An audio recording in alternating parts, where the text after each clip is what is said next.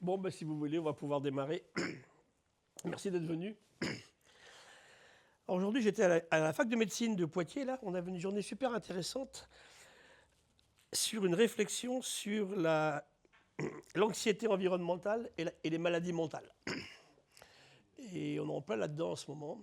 Donc il y a un DU, un diplôme universitaire des médecins de Poitiers qui travaillent là-dessus avec les gens du CHU de Limoges. Alors je vais continuer à vous parler un petit peu de santé, mais ce soir on va parler de l'océan. Quelles sont les relations entre l'océan et la santé publique? Alors en fait, moi avec Mathieu, on se connaît depuis bien longtemps, on s'apprécie beaucoup, et j'avais accepté il y a quelques mois de devenir le parrain de l'aquarium de La Rochelle. Vaste opération très intéressante. Donc je reviens régulièrement en ami, en amoureux de l'aquarium de La Rochelle. Alors moi, en fait, qui suis-je? Je suis un universitaire strict, pur. J'ai fait, moi, 2 thèses. On faisait 2 thèses à l'époque, un 3e cycle que j'ai fait sur le déclenchement de la migration chez les saumons. Beaucoup aux États-Unis, j'étais en Californie, en Scandinavie. Et puis après, je me suis intéressé pour ma thèse d'État sur l'ensemble de tous les salmonidés, groupe de poissons, qui a à peu près une trentaine d'espèces. Et ma question, c'est pourquoi certains vont en mer, pourquoi d'autres ne vont pas en mer? Pourquoi la truite reste ici? L'autre truite, elle va aller traverser l'océan Atlantique. Donc ça, c'est intéressant à regarder. Et puis après, moi, je suis devenu prof des universités, après avoir passé 20 ans à Brest. Et là, donc, j'ai intégré l'université la plus importante en France en médecine et en sciences, qui est Pierre et Marie Curie, à Jussieu, avec 2 hôpitaux rattachés, qui sont la Petite-Salpêtrière et Saint-Antoine. Moi, j'ai démarré en médecine et j'ai fait de l'endocrinologie. Et puis, après, je suis parti en pays catalan, je voulais changer un petit peu. Donc, je suis passé de la Pointe bretonne à un petit village qui s'appelle Bagnols-sur-Mer, dans les Pyrénées-Orientales, où je suis resté 10 ans. Puis après, pour faire une carrière en France, il faut monter à Paris. Donc j'ai été 8 ans le président du Jardin des Plantes, du Muséum national d'histoire naturelle. J'ai eu une chaire au Collège de France. Et puis après, j'étais le conseiller scientifique de la COP 21 en 2015, réussir une COP climat. Puis après, moi, je n'allais pas revenir dans les ministères. 2 ans, c'était bien suffisant pour moi. Donc j'ai pris après, on a créé le CEBIOS, on en parlera un tout petit peu, qui est le Centre d'études et d'expertise sur le biomimétisme et la bioinspiration. Comment chercher dans le vivant des solutions à nos problèmes, des solutions basées sur la nature. Puis après, ça a été l'aventure olympique. Donc pendant 6 ans, j'ai présidé le comité de transformation écologique de Paris 2024. Je suis allé parce que j'aime bien le sport, puis je trouvais qu'il fallait démontrer aux Français que dans la morosité ambiante, si on voulait, on pouvait réussir quelque chose. Et on a fait les jeux les plus vertueux de l'histoire. On était en empreinte carbone 2,5 fois en dessous de ceux de Tokyo et puis de Londres. Et puis surtout, on a eu du plaisir aux Français durant l'été 2024. Et puis maintenant, je continue comme enseignant un peu dans toutes les grandes écoles, à Centrale Supélec, à l'École des Mines, à l'ENSTA, à l'université, en médecine. En médecine, mon propos, c'est d'expliquer aux médecins les prix Nobel de médecine obtenus sur des modèles non conventionnels, je vous en parlerai un petit peu tout à l'heure, et dire aux médecins que la biodiversité, c'est autre chose que le seul humain et la souris transgénique. Voilà. Il y a 2,5 millions d'espèces connues sur la Terre. On va en parler un petit peu. Donc voilà, ce soir, je vais essayer de vous parler sur la planète, l'océan et la santé. Et pour démarrer, je vous ai mis différents modèles. À gauche, on en parle à l'instant avec Mathieu. Ça, c'est emblématique.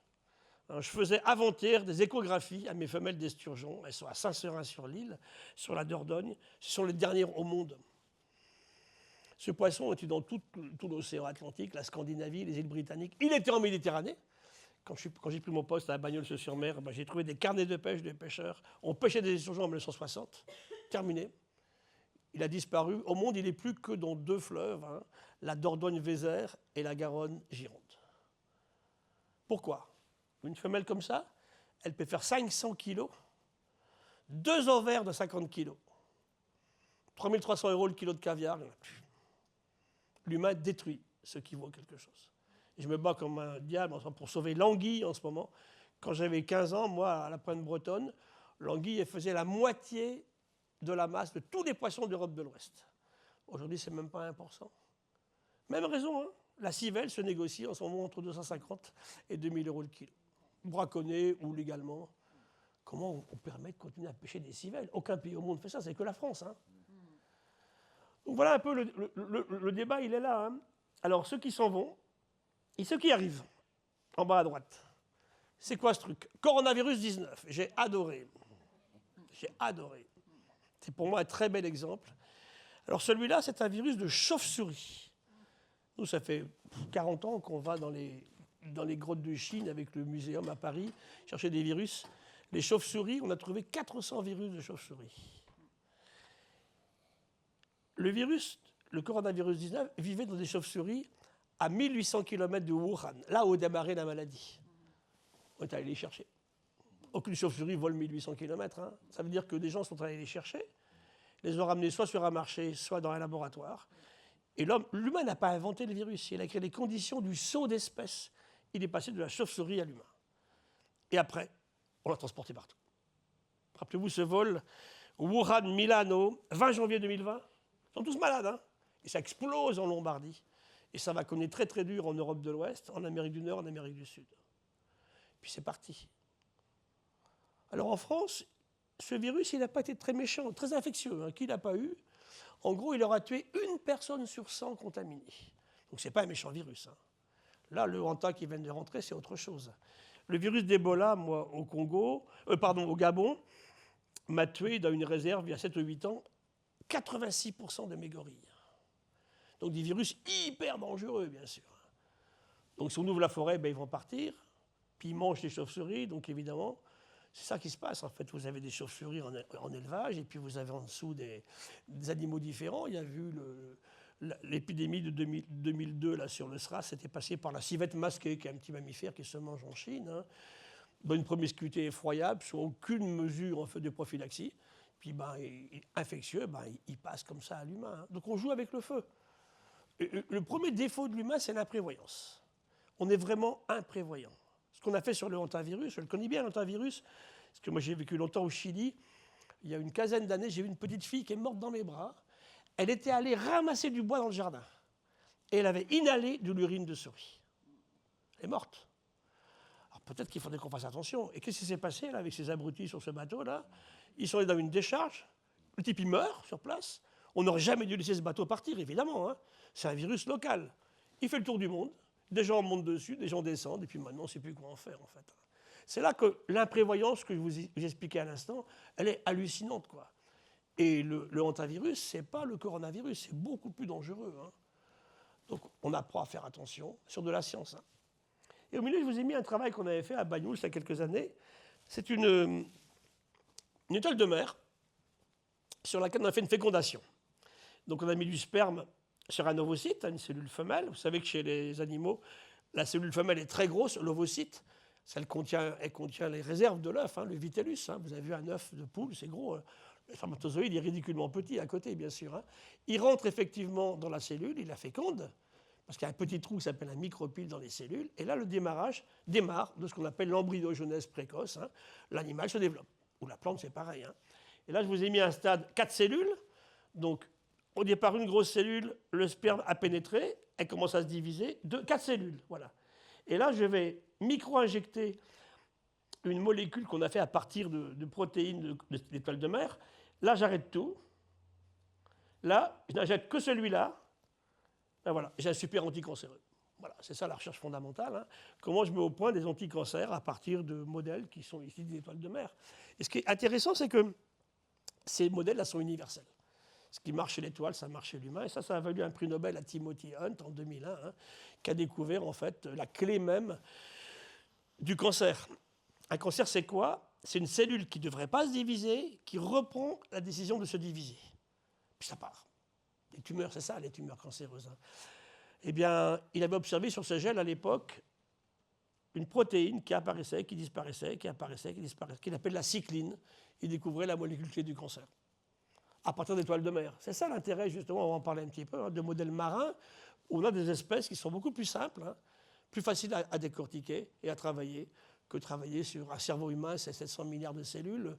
Moi, j'ai des petites limaces de mer qui ont des cerveaux à 40 000 cellules. Donc, comprendre dessus ce qui va se passer, comme c'est universel, c'est super intéressant. Donc, on va démarrer là-dessus pour jeter... Et ça, c'est la forêt de la Massane.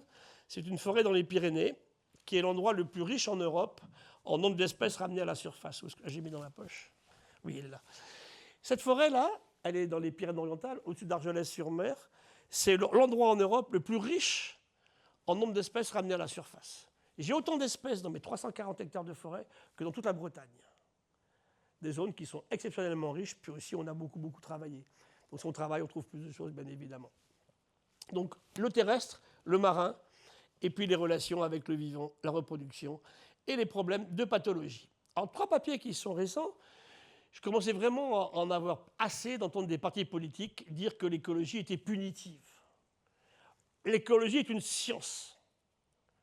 Une science, la science n'est pas une opinion. On en parle à l'instant avec Mathieu, ne confondons pas écologisme et écologie, ce n'est pas du tout la même chose. Hein. On n'aurait jamais dû appeler notre ministère de l'écologie. Hein. Alors j'avais dit à la ministre à l'époque, on avait changé en 2015-2016. Hein. On était ministre de l'Environnement, de l'Énergie et de la Mer. Nicolas Hulot revient et hop, ça repart. C'est une catastrophe. Parce que les gens pensent que c'est un ministère des écolos. Ce n'est pas ça du tout, c'est un ministère de l'Environnement en fait. Hein. Donc la punition, c'est de faire un cancer à 23 ans.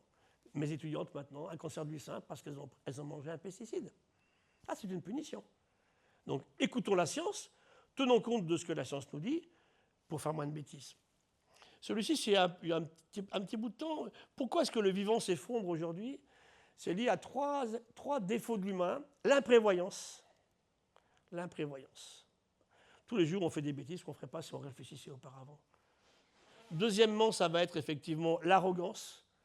L'humain, il sera toujours plus malin que les autres, alors qu'on n'est pas plus malin que les autres. Et puis, l'arbre qui est là dans la cour de l'aquarium, là, il est là, à La Rochelle, en même temps que nous, au même endroit. Il n'est pas plus con que nous, sinon il ne serait pas là. Hein, tout le vivant qui vit avec nous est dans les mêmes conditions. Il a réussi à arriver jusque-là. Arrêtons de nous croire supérieurs. Puis l'arrogance, c'est surtout masculin chez l'humain, surtout. Hein. Et puis enfin, c'est la cupidité. On veut toujours plus, toujours plus, toujours plus. Et là, aujourd'hui, on arrive à des problèmes. Car ces 3 défauts-là amènent l'humain à la situation actuelle. Là, il y a 15 jours, c'était la semaine alternative aux pesticides. Et je criais, arrêtons de croire qu'en abîmant l'environnement, on ne sera pas malade. On est déjà malade, je vais vous le démontrer. Alors, on fait un peu plus attention à ce qu'on mange, à ce qu'on respire, à ce qu'on boit. Tout à l'heure, avec les médecins de Poitiers, on travaillait sur les microparticules dans l'air. C'est dramatique, hein, ce qu'ils appellent le charbon noir, il y en a partout.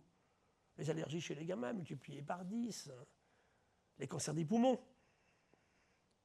Il n'y a pas que les pesticides, il y a plein de raisons. On parle des PFAS en ce moment, hein, qui sont produits dans les plastiques et ailleurs. Et dans les papiers, c'est celui-là, où on commence à en avoir marre, nous scientifiques, qu'on n'écoute plus les scientifiques. Donc comment on va, c'est dans Le Monde, comment on va réconcilier la science, la politique et les citoyens. Et c'est un petit peu ce qu'on va discuter avec vous là ce soir. On arrête de voir un influenceur qui vit à Dubaï, qui est aussi important qu'un labo de recherche, quoi, qui a inventé des trucs. C'est pas possible de continuer comme ça. C'est quoi le vivant? D'abord des bactéries. On en est rempli. Un corps humain, c'est plus de bactéries que de cellules humaines. Une bactérie, c'est une enveloppe avec de l'eau liquide dedans et de l'eau liquide à l'extérieur. Et ça communique en permanence. On en a plein. Arrêtons de dire aux enfants, les bactéries, c'est méchant. C'est génial. Sans les bactéries, on ne pourrait pas vivre, on ne pourrait pas digérer. On ne tomberait pas amoureux. On est très liés à nos cellules symbiotes dans un utérus féminin, dans la bouche, dans les poumons, sur la peau. On faisait une conférence récemment au Congrès mondial sur les cosmétiques à Cannes. Je racontais la relation entre la peau humaine et l'océan. Hein. C'est là qu'il faut qu'on réfléchisse à ce qu'on est. Vous savez ce qu'on a oublié? Qu'on est vivant. Je viens de faire un TEDx, je vais te le laisser d'ailleurs, qui est sorti la semaine dernière à AgroParisTech. L'humain a-t-il oublié qu'il est vivant? Si chaque seconde, je suis vivant, je me mords la langue, je me tire les oreilles ou la joue, je suis vivant, on ferait beaucoup moins de conneries. En fait. Toutes les bêtises que je vous ai racontées, on ne les ferait pas. Parce qu'un vivant, il lui faut de l'eau propre. Il lui faut manger de la bonne alimentation. Il faut respirer de l'air pur. Je suis vivant. Ben non, on a oublié. Et on pollue l'air, on pollue l'eau aujourd'hui, on mange tout et n'importe quoi. C'est quand même très préoccupant. Manque de connaissances scientifiques, puis des intérêts, avec une économie qui ne travaille qu'à court terme. Alors que le vivant et puis le minéral encore plus travaillent sur des très longs cycles en fait. Les hommes politiques aujourd'hui, ils sont élus pour une petite surface, sur peu de temps, 10 ans, 5 ans, 7 ans, c'est très peu. Donc prendre des mesures aujourd'hui qui vont servir dans 20 ans, ils ne sont pas prêts à le faire en fait. Or c'est ça qu'il nous faut pourtant, réfléchir à moyen et long terme. Les protistes, alors ça vous les connaissez bien ici, Mathieu les connaît bien, ce sont des cellules marines qui vivent dans le plancton de l'eau de mer. Alors là on part avec un bateau qui s'appelle Tara, On est en octobre 2009, il est venu ici à La Rochelle. Hein. On fait un tour du monde en 4 ans et on ramène 700 000 séquences d'êtres vivants pas connus. Des virus, des bactéries et des protistes. Alors les protistes, c'est des grosses cellules, mais elles ont un noyau, elles sont différentes des bactéries. C'est par exemple le phytoplancton, comme ça ce sont des dinoflagellés. Ce sont les levures. Alors, les levures, tout le monde s'en fout. Sans levure, pas de pain, pas de vin, pas de bière, pas de fromage, pas de français. Alors là, je commence à intéresser les hommes politiques et les chefs d'entreprise. Hein. Le vivant, on s'en fout. Attendez, ils disent tout, le climat, professeur, il faut s'en occuper. Le vivant, on s'en fout. Attendez, nous sommes vivants, on ne mange que cela. Vous ne mangez que de la biodiversité, vous ne coopérez qu'avec de la biodiversité. Et chaque fois que vous coopérez mal, c'est l'obésité, c'est le diabète de type 2, c'est l'hypertension artérielle, c'est Alzheimer, c'est l'autisme. Peut-être qu'il faut faire un petit peu attention, en fait. C'est ça qu'on discutait avec les médecins aujourd'hui à Poitiers. Donc, ces microalgues-là, ben c'est joli comme tout. Vous savez ce qu'elles font? Elles nous font la moitié de l'oxygène de la Terre. Il n'y a pas que les arbres. Hein. Les arbres font la moitié, et la végétation terrestre, et elles font la moitié. Et là, je vais insister, ce n'est pas l'océan qui sait faire ça. C'est le vivant dans l'océan.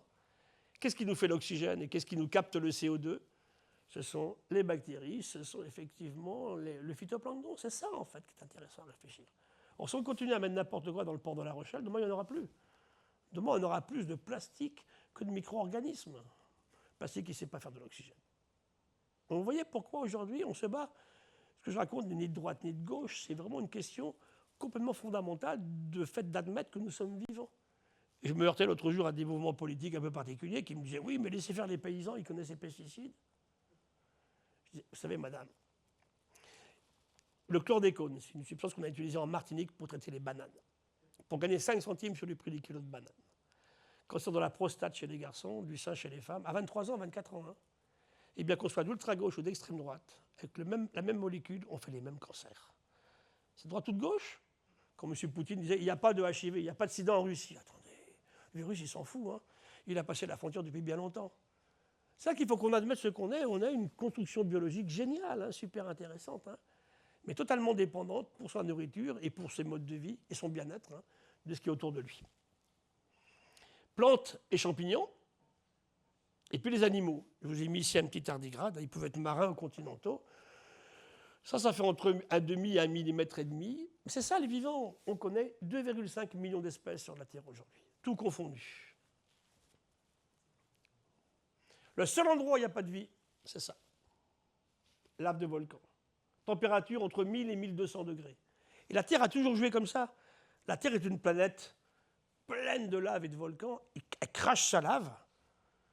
Tout est détruit. Puis le vivant, il revient. Au bout d'une semaine, 1 mois, 1 an, 10 ans, on regarde ça de très très près, bien sûr, à l'île de la Réunion, par exemple, où le volcan est très actif. Et c'est génial, parce que sur les systèmes de stérilisation que la lave va créer comme ça, comment le vivant se réinstalle? Les grandes crises d'extinction dans l'histoire de l'évolution ont toujours été corrélées à des énormes éruptions volcaniques. Nos volcans actuels, c'est des joujoux comparés aux volcans géants qu'on avait il y a 251 millions d'années, au moment de la frontière entre l'ère primaire et l'ère secondaire. Hein. La crise qui fait disparaître les dinosaures il y a 66 millions d'années, les volcans étaient en Inde, des kilomètres de cendres volcaniques. Vous imaginez les monstres qui ont craché ça, bien sûr. Hein. Ben, ça, on l'a oublié aussi. C'est là que l'humain, en fait, pour l'Europe, on peut très bien avoir des volcans très méchants qui se réveillent demain. Hein. Ils ne sont pas éteints du tout, ils sont tranquilles pour quelque temps. Dans le Massif central, en Italie, à Napoli, hein, le Vésuve, puis à côté, il y a des volcans extrêmement méchants, avec des réserves de lave incroyables. Le jour où ça va cracher, ça a 3 millions de morts. Hein. Donc on arrête de s'imaginer capable de tout gérer. On réfléchit à tout ça, on fait de la science qui n'est pas une opinion, et puis on essaye de à la fois freiner les changements actuels et à la fois s'y adapter. Voilà, un caillou, une météorite. Elle tombe sur Toulouse en mai 1864. Et un brave paysan du Lot-et-Garonne ramasse un morceau. À quoi ça sert de faire ça? À rien, mais c'est génial. J'adore quand l'humain fait des choses qui ne servent à rien. On dit à nos gamins, on sauve ce qui est cher, on sauve ce qui va rapporter, on sauve ce qui va être efficace ou performant. Attendez, c'est pas ça. La vraie vie, c'est pas ça. Tout ce que vous avez fait depuis ce matin qui ne sert à rien, mais qui donne du plaisir ou du bonheur, c'est pas inintéressant, ça. C'est là qu'on a oublié un petit peu comment on est placé là-dessus, nous mettre de la glace sur la tête. Hein. Pas d'imprévoyance, pas d'arrogance, pas de cupidité. Et ce caillou, il tombe, il le ramasse, et le paysan l'oublie. Il va passer 100 ans dans une caisse à oignons dans le jardin. Et puis par hasard, on se promenait par là, en 2001 ou 2002, et on trouve des randonneurs. Tiens, vous savez, monsieur, là, votre caillou, là, c'est une météorite. Oui, oui, l'arrière-grand-père l'avait ramassé. Tu me la donnes? Et elle finit rue Cuvier à Paris, entre la mosquée et puis la gare d'Austerlitz, où on a au muséum les plus puissants outils de géochimie, des nanosondes. Et là, grâce aux isotopes du chrome, on le date. Et là, vous en pleurez. Ce caillou, à l'âge du Soleil et de la Terre. Je caresse un truc qui a été mis en place au moment où la Terre et le Soleil se forment. 4 milliards, 4,6 millions d'années. Comment c'est possible? C'est moche comme tout. Hein. Et le rôle de la science, c'est de vous émerveiller à partir d'un truc qui ressemble à rien. Mais quand on raconte l'histoire, c'est le rôle de la science. Hein, c'est ça qui est super intéressant. Vous donnez de l'émotion aussi. La science sans émotion, elle n'a pas d'intérêt. On ne trie jamais sur la qualité de la science. Mais si je fais une conférence uniquement scientifique, vous allez me dire, bon, on s'embête. Hein. Il faut mettre de l'émotion dedans, bien évidemment. L'océan, il ne bouge pas depuis 100 millions d'années. Là, je vous ai mis un estuaire. Ça, c'est intéressant. Ici, j'ai la mer. Là, j'ai l'eau douce. C'est quoi ça, là? C'est quoi cette eau entre les deux? De la Gironde, ici, de l'estuaire de la Charente? Eh bien, c'est votre sang en ce moment. Promettez-moi, avec tendresse, de regarder votre prochaine prise de sang. Tiens, je suis normal, 142 millimoles de sodium, 105 millimoles de chlorure, 6 millimoles de potassium. Alors les médecins apprennent ça, ils savent que c'est les bons chiffres, mais ça fait pourquoi c'est comme ça? Simplement parce que la vie est apparue dans l'océan. Notre sang aujourd'hui raconte l'histoire de la sortie de l'océan. On a un petit océan, on sait chacun d'entre nous, 3 fois moins salé que le grand frère hein, quand vous allez à l'île de Ré. Là. Mais notre sang est salé. Et si vous bougez un tout petit peu, c'est le coma profond. En potassium, 3,6 millimoles à 10, c'est le coma profond. Hein. Donc il faut faire attention. Hein. Comment est-ce qu'aujourd'hui on vit avec tout ceci? Et je viens de vous dire tout à l'heure qu'on est rempli de bactéries, beaucoup plus de bactéries dans nos cheveux, dans nos trous de nez, que de cellules humaines. C'est ça l'humain aujourd'hui. Hein. Voici les plus anciens fossiles des collections nationales à Paris, des cyanobactéries d'Australie datées à 3,45 milliards d'années. Tout à l'heure, quand Mathieu m'a accueilli ici à l'aquarium, il y a une flaque d'eau devant les marches ici, là, chez vous à La Rochelle. Tout à l'heure, regardez-la avec tendresse, ma flaque d'eau. Mettez pas du glyphosate dedans ou un parking par-dessus. Regardez ce qu'il y a dedans. Des cyanobactéries. Comment elles ont fait pour durer aussi longtemps? 3,5 milliards d'années, elles sont toujours là. Voilà une entreprise qui marche. Hein. On parle d'entreprises qui sont durables. C'est de la rigolade par rapport à la vie. Et aujourd'hui, on détruit tout. Aujourd'hui, la loi française vous laisse faire n'importe quoi. Vous balancez tout dans la rivière. Là, vous avez terriblement abîmé les rivières aussi en Charente, hein, ça c'est clair. Hein. On a détruit les sols. 65% des sols de France sont morts. Tracteurs trop lourds, labourage trop profond, chimie de synthèse. Le vivant, il ne fait jamais ça. Le vivant, il sait produire des choses extrêmement dangereuses. Hein. Vous mangez de l'amanite phalloïde, de l'aconite, vous êtes foudroyé. Hein. Mais il sait dégrader ces molécules-là.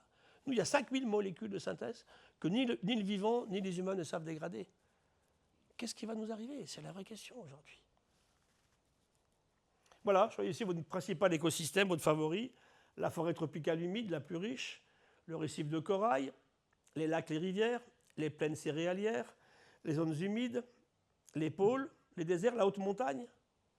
Ça, ce sont des écosystèmes. Ça veut dire que c'est une construction d'êtres vivants sur une géologie antérieure. N'oubliez jamais celui-là. Ça, c'est un utérus féminin à la naissance d'un bébé. Vous voyez que l'utérus est rempli de bactéries. Le bébé, quand il naît, il est quasi axénique. Il n'y a pas de bactéries, il y a quelques bactéries dans le tube digestif. Et la clé de la vie du bébé, qui va devenir un futur humain, c'est non pas la contamination, mais l'ensemencement de son organisme à partir des bactéries de la maman. Ça, c'est vital. D'ailleurs, maintenant, quand on fait des césariennes, maintenant, depuis 25 ans, on fait ça. Hein, on refait un frottis vaginal à la maman et on remet les bactéries dans la bouche et dans l'anus du bébé. Ça marche très, très bien. Mais maintenant, on va plus loin. Maintenant, mes collègues obstétriciens me disent, je le fais la première année. Hein, la jeune femme qui a accouché par césarienne 2 fois dans l'année, la première année de vie du bébé, je le fais 2 fois dans l'année. Et vous boostez l'immunité du bébé. Il sera un super bébé capable de se défendre. C'est de la biologie. On a oublié que nous sommes un être biologique, vivant. Alors la crise écologique, c'est bien sûr le productivisme agricole, ça, il faut que ça change. On ne peut pas continuer comme ça à empoisonner tous les milieux. C'est l'eau. Un bébé humain qui naît, c'est 3/4 d'eau liquide. C'est pas fait pour laver sa bagnole. L'eau liquide, elle est totalement fondamentale. Quand il pleut, vous pouvez laver votre voiture, ça ne me gêne pas du tout, laisser la pluie tomber dessus. Mais en pleine sécheresse, comme on est il y a quelques années, là avec Françoise récemment, c'est en 2022, en pleine sécheresse, hein, on allait de Bergerac à l'île de Ré. Je prends un type sur la Dordogne en train de laver sa bagnole. Je dis, mais vous êtes fou. C'est un crime contre l'humanité. Je dis, vous lavez votre voiture avec une molécule qui fait les 3/4 d'un bébé à la naissance. Le mec, il s'est arrosé les pompes. C'est ça. C'est totalement... Il ne mérite pas le nom d'Homo sapiens, quoi. Hein. C'est tellement, tellement, tellement important, cette eau liquide de bonne qualité. Et vous savez que l'eau, c'est double problème. C'est la quantité d'eau, mais aussi la qualité, bien sûr, évidemment. Hein. La pêche. Moi, je ne suis pas contre la pêche, mais je suis contre la surpêche. Qu'on arrête de pêcher les civelles, c'est évident. L'anguille, elle va disparaître. Les esturgeons, il n'y en a plus. En ce moment, la lamprey marine a quasi disparu. Le saumon, il part partout.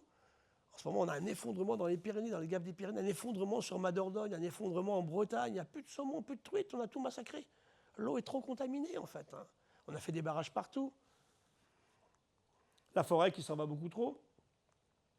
Le vivant qui s'effondre partout. On a perdu dans nos terrains agricoles, ici, hein, dans la région du Chizé, on est tout près de La Rochelle, 30% de nos oiseaux en 18 ans. Partis. Ils sont morts. Puis il y a ceux qui bouffaient des insectes, ils n'ont plus à bouffer puisqu'il n'y a plus d'insectes. Donc attendez, on s'arrête, on réfléchit un petit peu. L'humain, il n'est pas tout seul. On ne peut vivre en harmonie qu'avec toute cette biodiversité parce qu'on la mange et parce qu'on coopère avec. C'est ça qui est fondamental en fait. Hein. Puis voilà, on empoisonne l'environnement partout. Alors, tout ça, bon, à mon avis, c'est gérable. Avec le monde agricole, pas contre lui, c'est gérable. Il faut qu'on s'y mette. Tous ensemble, qu'on discute. Mais de façon décente. Hein. J'étais furieux récemment. Vous savez, on fait des sages. Les sages sont des schémas régionaux d'usage de l'eau. Toutes les régions de France font ça. Eh bien, en Bretagne, au printemps dernier, là, le sage Bretagne n'a pas pu se tenir parce que les paysans de la coordination rurale sont venus interdire la tenue de la réunion. Je tue le messager. On n'a rien fait. Les Bretons vont rigoler. Hein. Ils n'ont pas de nappe phréatique du tout. Hein. Le jour où il ne pleuvra plus, vous verrez dans quel état ils seront. C'est là que je ne comprends pas, en fait. Hein. Quand est-ce que les gens vont se rendre compte qu'ils sont faits de flotte et que discuter à l'avance de ce qu'on fera de l'eau, quand un paysan des Landes me dit « Professeur, il me faut de l'eau pour mon maïs », je dis « Oui, bien sûr, mais moi, il me faut de l'eau pour élever un bébé humain aussi. Hein. » Donc s'il y a pénurie, comment est-ce qu'on fait? C'est ça la vraie question. Hein. Il n'y a pas de vie sans eau. Tous les êtres vivants sont faits d'eau liquide. Ça, c'est clair. Hein. Ça, il faut l'avoir en tête. Et puis le dernier, c'est le plus empoisonnant, c'est le climat qui change trop vite. Hein. Alors le climat a toujours changé, mais là, en ce moment, vous avez vu, il faisait la semaine dernière à Bergerac 39 degrés au mois de mai. On me dit, c'est normal, vous rigolez. On a 1000 ans d'enregistrement de données, c'est pas normal du tout. Vous vous rappelez, le 26 juillet 2022, Bordeaux et La Rochelle, 42 degrés, ça n'existait pas. Oh, il fera 50 degrés demain à La Rochelle, ça c'est clair. Hein. Quand 10 ans 5 ans, 10 ans. Alors attendons, quand est-ce qu'on prend ça à bras-le-corps? Pas pour vous s'hyper inquiéter, mais qu'est-ce qu'on fait? Freiner cette évolution et nous y adapter. Les EHPAD, vous vous rappelez, l'année 2003, là, on a eu 18 000 morts à Paris. Là, la vague de chaleur la semaine dernière, ça a été 200 000 morts en Europe. Là. Celle qu'on a vécue la semaine dernière, 200 000 morts. Ça tue des vieux. Ça tue plus de bébés, alors qu'en 1911, la première grande vague de chaleur a tué tous les nourrissons sont morts. Maintenant, on fait attention, un bébé, c'est 3/4 de flotte. Donc vous imaginez que si vous ne faites pas attention, les bébés ils mourraient déshydratés, tant qu'on n'avait pas une médecine capable d'éviter la mortalité infantile, bien sûr. Hein. Ça tue des vieilles personnes. Moi, je les ai vus arriver en 2003 à l'hôpital, à la Pitié-Salpêtrière, en détresse physiologique, déshydratés complètement. Hein. 18 000 morts à Paris. Chaque vague de chaleur, c'est 1000 morts au moins que chez nous. Hein. Alors, on s'arrête et puis on réfléchit un petit peu, bien sûr. Hein. Qu'est-ce qu'on fait? Alors, question posée, est-ce qu'on va vers une nouvelle crise d'extinction parce qu'on détruit et on pollue dans cette plage-là? Chercher 20 cm² pour mettre un grande toilette sans marcher sur les trônes de la copine à côté? Un peu compliqué, hein? Alors là, je ne vous raconte pas, je pourrais vous montrer la courbe des bactéries fécales dans l'eau. Hein. J'ai des courbes magnifiques. Hein. Quand ils viennent chez moi en pays catalan, les Airbnb sont super chers à Banyuls parce qu'il n'y a pas beaucoup de place, donc ils vont économiser 2 ans, des Hollandais, des Allemands, des Bretons, des Parisiens, et puis on se paye 2 semaines de Airbnb à Banyuls. En juillet, on regarde l'étape du Tour de France à la télé, à l'arrivée de l'étape, 17h10, on va se baigner. Et après, je monte la courbe des bactéries fécales dans l'eau. Ça grouille de streptocoques fécaux, de pseudomonas, d'aéromonas. Puis ils sont malades. Qui se frottent les mains, le dermatologue et le gynécologue. Alors attendez, quand je parle d'imprévoyance tout à l'heure, c'est ça en fait. Hein. Réfléchissons à ce qu'on est. Le Catalan qui connaît bien ça, il se baigne à 6 h le matin, l'eau de mer est très épuratrice, et à 6 h le matin, l'eau est clean. Hein. C'est ça en fait, la réflexion. Donc changeons nos comportements. Apprenons. On me dit, mais on a toujours fait comme ça, mais justement, il ne faut plus faire comme ça maintenant. En 1940, on n'allait pas à poil sur une plage, pour commencer, donc les coups de soleil. Et puis surtout, il y a 300 maladies nouvelles en France depuis 1940. Alors vous me direz, on a gagné 35 ans d'espérance de vie, donc la médecine a bien travaillé, hein, mais il n'y a pas que ça. Donc ça, c'est intéressant à regarder, bien sûr. Donc, on détruit, on pollue. Ça, c'était la MOCO, moi j'étais sur place, c'était donc mars 1978. Hein. On va aller sur la côte bretonne, hein, et puis on se rend compte qu'il y a ce monstre là, de 300 000 tonnes qui s'est échoué parce qu'ils ne se sont pas mis d'accord sur le prix du remorquage. Et on cite toutes les côtes bretonnes, de la baie de Douarnenez à Saint-Malo. C'est humain, ça? C'est complètement con. Excusez-moi le terme, mais je ne trouve pas d'autre mot que ça. Hein. Il a dérivé 3 jours, ce monstre, avant d'aller se coller sur les rochers de Port-Salle. C'est là que nous sommes totalement débiles, profonds. Quoi, hein. On ne prend pas compte de ce qui se passe. Il fallait le remorquer au large, mais pas le laisser aller sur la côte. On détruit la forêt, on surpêche, on pêche de moins en moins de poissons, de plus en plus petits, et on dissémine tout partout. Cette méduse, elle arrive en mer Noire en 1980. Manque de chance pour nous, elle arrive sans son prédateur et sans son parasite. 10 ans après, 1 million de tonnes de biomasse. Elle effondre 40 000 tonnes de pêche à l'anchois. Je parle d'imprévoyance tout à l'heure, vous voyez. On ne l'a pas fait exprès, mais c'est débile, quoi. Ça ne tient pas debout. Et tout est comme ça. Le coronavirus, c'était complètement débile. Et pire, le hantavirus, là, qui va nous péter à la figure là, si on continue à le transporter partout. Alors, qu'est-ce qu'on fait? Et il faut de la science. La science, ce n'est pas une opinion. Tout à l'heure, je voulais hurler. La science n'est pas une opinion. Sur une série de faits validés par tous les chercheurs de la planète. Le drame, maintenant, c'est qu'on s'oppose à des gens qui ont des opinions. Thomas Pesquet me disait récemment, il fait ses superbes conférences, il me dit à la fin de chaque conf, j'ai 3 ou 4 pelés qui viennent et qui me disent « Ah oui, monsieur Pesquet, vous n'avez pas vu la Terre ronde qui tourne autour du Soleil? Elle est plate. Pourquoi vous me payez sur vos deniers depuis 50 ans comme prof d'université pour entendre des bêtises comme ça aujourd'hui ?» Et Pesquet, pourtant, c'est quelqu'un qu'on écoute. Mais non, c'est comme ça. On a des certitudes. Comment est-ce qu'on apprend, comment on s'éduque? Même nous, aujourd'hui, on a beaucoup de mal. Aujourd'hui, dans les lycées français, on arrête les sciences de la vie de la Terre en seconde. Hein. C'est maths, physique ou lettres, je suis désolé. Il faut absolument qu'on fasse des sciences de la vie, des sciences de la Terre, bien évidemment. Comment nos gamins vont comprendre le changement climatique, comment ils vont comprendre l'effondrement du vivant. Et le climat qui change trop vite, bien sûr, c'est la 5e. Donc, destruction, pollution, surexploitation, invasion, et puis le climat qui change trop vite. C'est les 5 raisons de l'effondrement du vivant actuel. Voilà, c'est ça la biodiversité. Ouais, moi, je ne suis pas un écolo. Hein. Un écolo, ils vous montreraient des papillons à points bleus. Non, c'est ça. C'est d'abord ça. On ne mange que ça. Si j'enlève le nickel découvert et le verre des bouteilles, ben, c'est que du vivant. Tout à l'heure, vous avez déjeuné à midi, ce matin, un petit déj, dîner ce soir, vous mangez que du vivant. Et dans ce que vous bouffez, en plus, ça grouille de bactéries. Hein, dans vos carottes, dans vos... C'est ça, l'intérêt du système. Puis vous allez nager tout à l'heure, peut-être, à La Rochelle ou demain matin à l'île de Ré. Vous avalez de l'eau, vous avalez plein de trucs, c'est génial. S'il n'y a pas un bloom toxique à ce moment-là qu'il faut vérifier, vous serez bien plus beau encore à part bouffer tout ça. Hein. Gratter une croûte de Cantal tout à l'heure en rentrant, ça grouille d'acarien. Alors, on s'est mis à élever. Il y a 12 000 ans, l'humain commence à élever des bestioles. Le chien, c'est le premier, il y a 35 000 ans. Le chat, il y a 14 000 ans.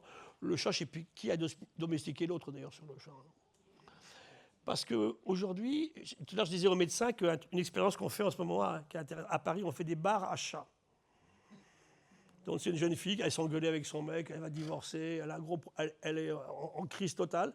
Eh bien, elle va dans un bar, elle s'assied, on donne un chat qui ronronne sur ses genoux. La tension artérielle diminue, le rythme cardiaque diminue. C'est ça. Voilà la relation avec le vivant. Moi, ça ne me gêne pas du tout si ça marche. Hein. Et le chat ronronne. Le chat ancestral qui a été domestiqué il y a 14 000 ans ne ronronnait pas. C'est un chat qui va d'Afghanistan. Le chat a appris à ronronner à proximité avec l'humain. Ça fait plaisir à sa maîtresse ou à son patron. Il ronronne. Et on est beaucoup mieux. Pourquoi D'ailleurs, c'est le chat qui est venu à l'humain, parce qu'on sait maintenant que le chat est un animal sauvage.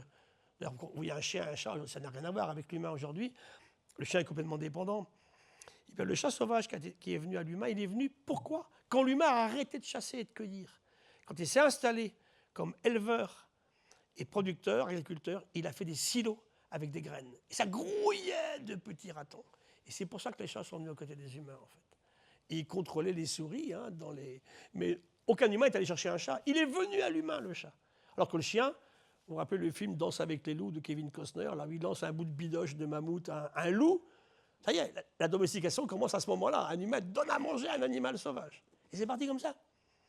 Puis 12, 15 000, 14, 10 000 ans, on va domestiquer la chèvre, on va domestiquer les cochons, les bovins, les porcs, c'est 11 000 ans à peu près.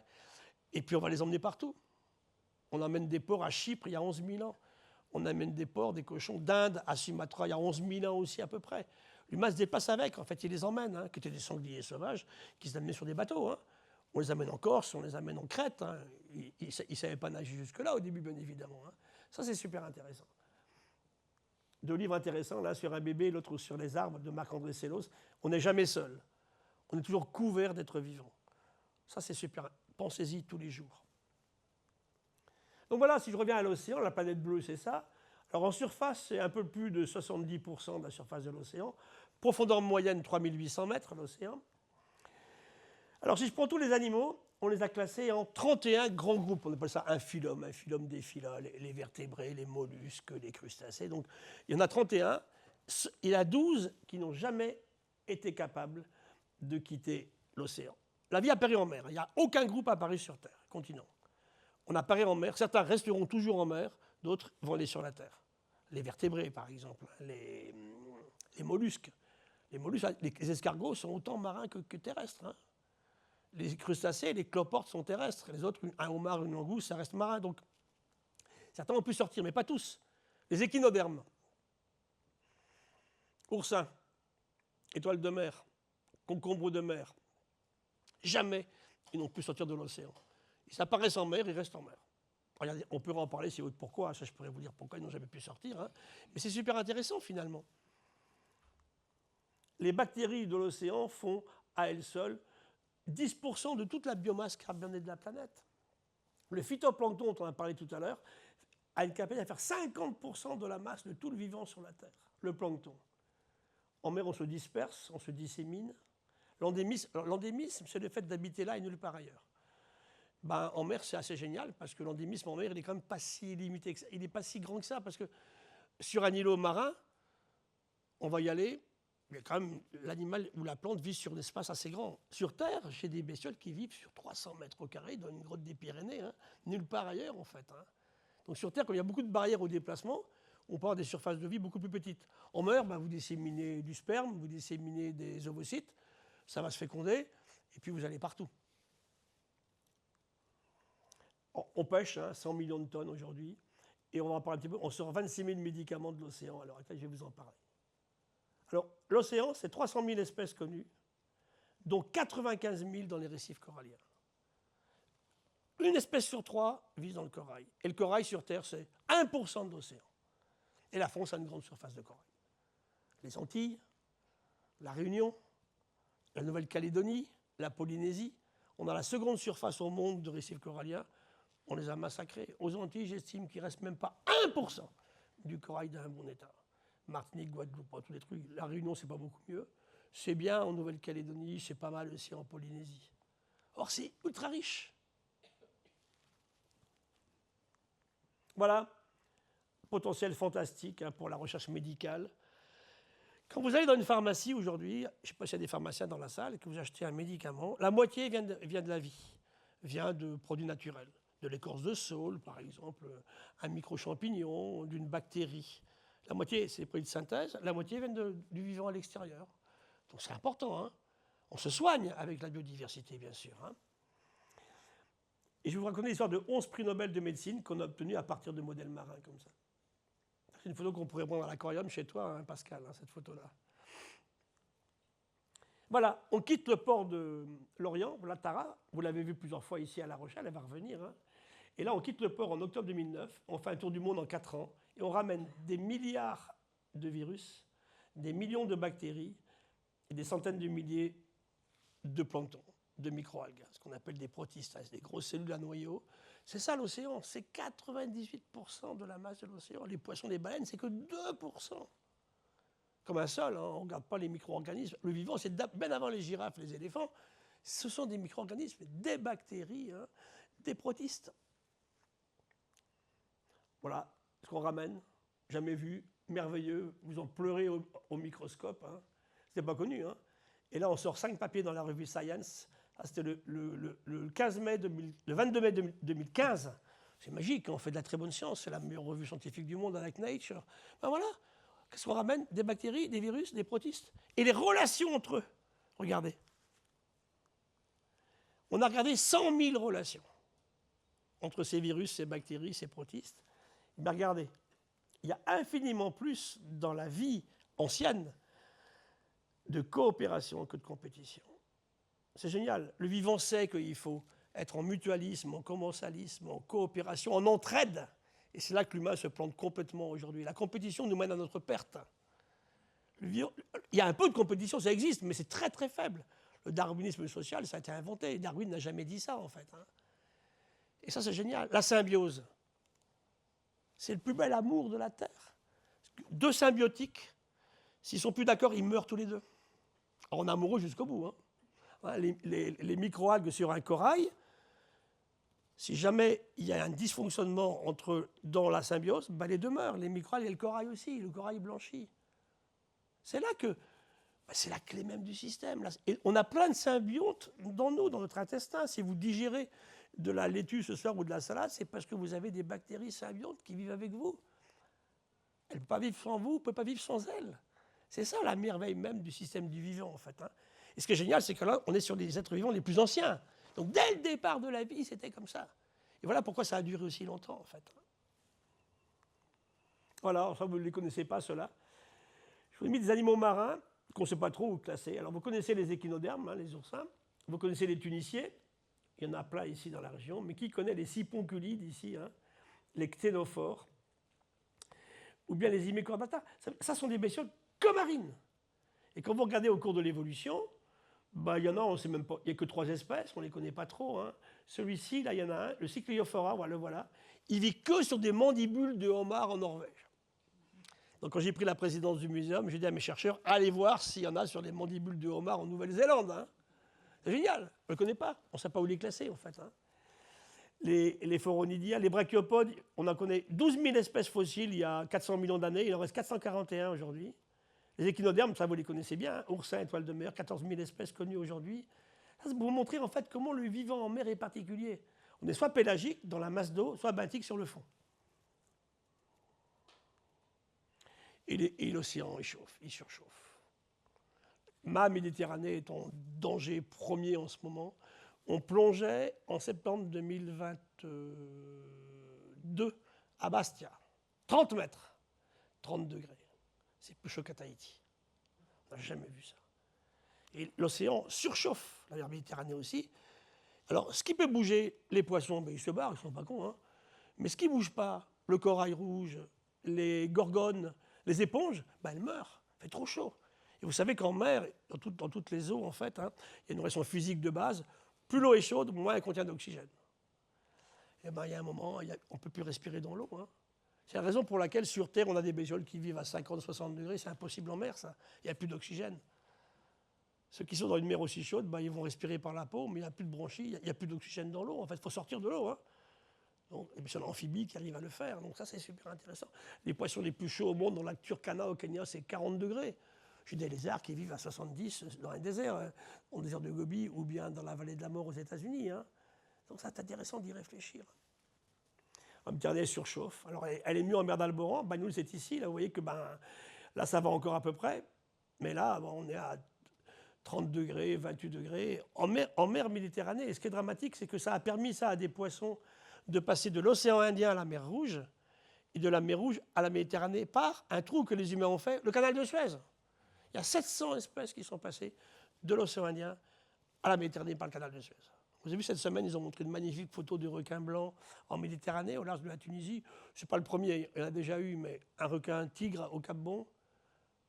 Chez moi, en pays catalan, et récemment à Bordeaux, à Arcachon, ils m'ont sorti du maï-maï, la dorade coryphène. Moi, je la connaissais très, très bien aux Antilles, je la connais très bien à Tahiti. Il y en a maintenant à la pointe bretonne. Ben, pas. En mer, c'est facile de bouger. Hein. Le marin fait à peu près 40 km par an en ce moment.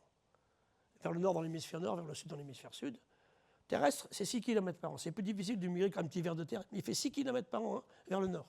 Nos oiseaux, nos vers de terre, nos poissons, tout ça s'en va vers le nord dans l'hémisphère nord. Ce qui veut dire que ce qu'on avait ici abondant, ben demain, ça s'est rendu dans le nord.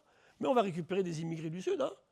Il n'y a pas que des immigrés humains, il y a plein de trucs. Je vous montrerai tout à l'heure les virus et les bactéries qui arrivent.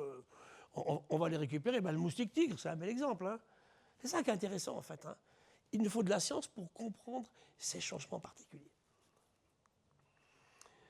Alors, l'océan, c'est le régulateur du climat. Moi, j'étais fou à l'époque, en 2015. Vous vous rendez compte qu'on a fait 20 COP climat sans jamais parler d'océan.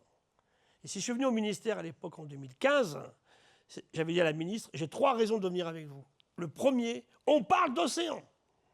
Pour la première fois, dans le rapport de la COP21, on parle the ocean. C'est le régulateur du climat.